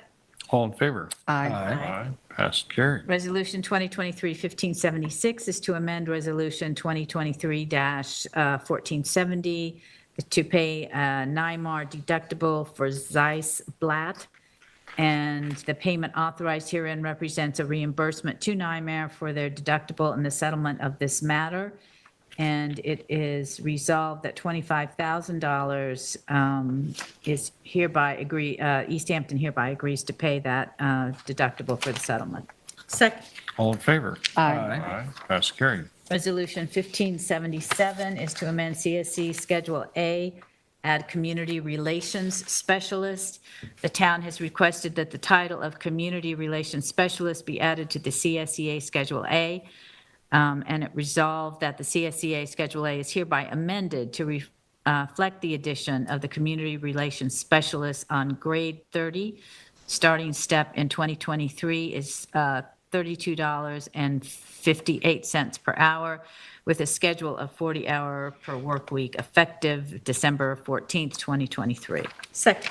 All in favor? Aye. Aye. Pass carried. Resolution 2023-1578 is to appoint part-time temporary custodian at the airport, Anna Vera, at an hourly rate of $22. And that would be retroactive to December 17th, Second. 2023, and through January 25th, 2024. Second. All in favor? Aye. Aye. Passed and carried. Are there any other resolutions or matters to bring before the board? I'd like to make a motion to go into executive session to discuss personnel, CPF, contracts, advice of counsel, and airport leases. Second? All in favor? Aye. Aye. Passed and carried. Shall we reconvene at 2:45? Can we do 3? Can we do 3? Does that work? Sure. Is that okay? Okay, thanks. Let's do 3 then. Thank you very much, everyone. Stay safe, be well. Thank you, LTV.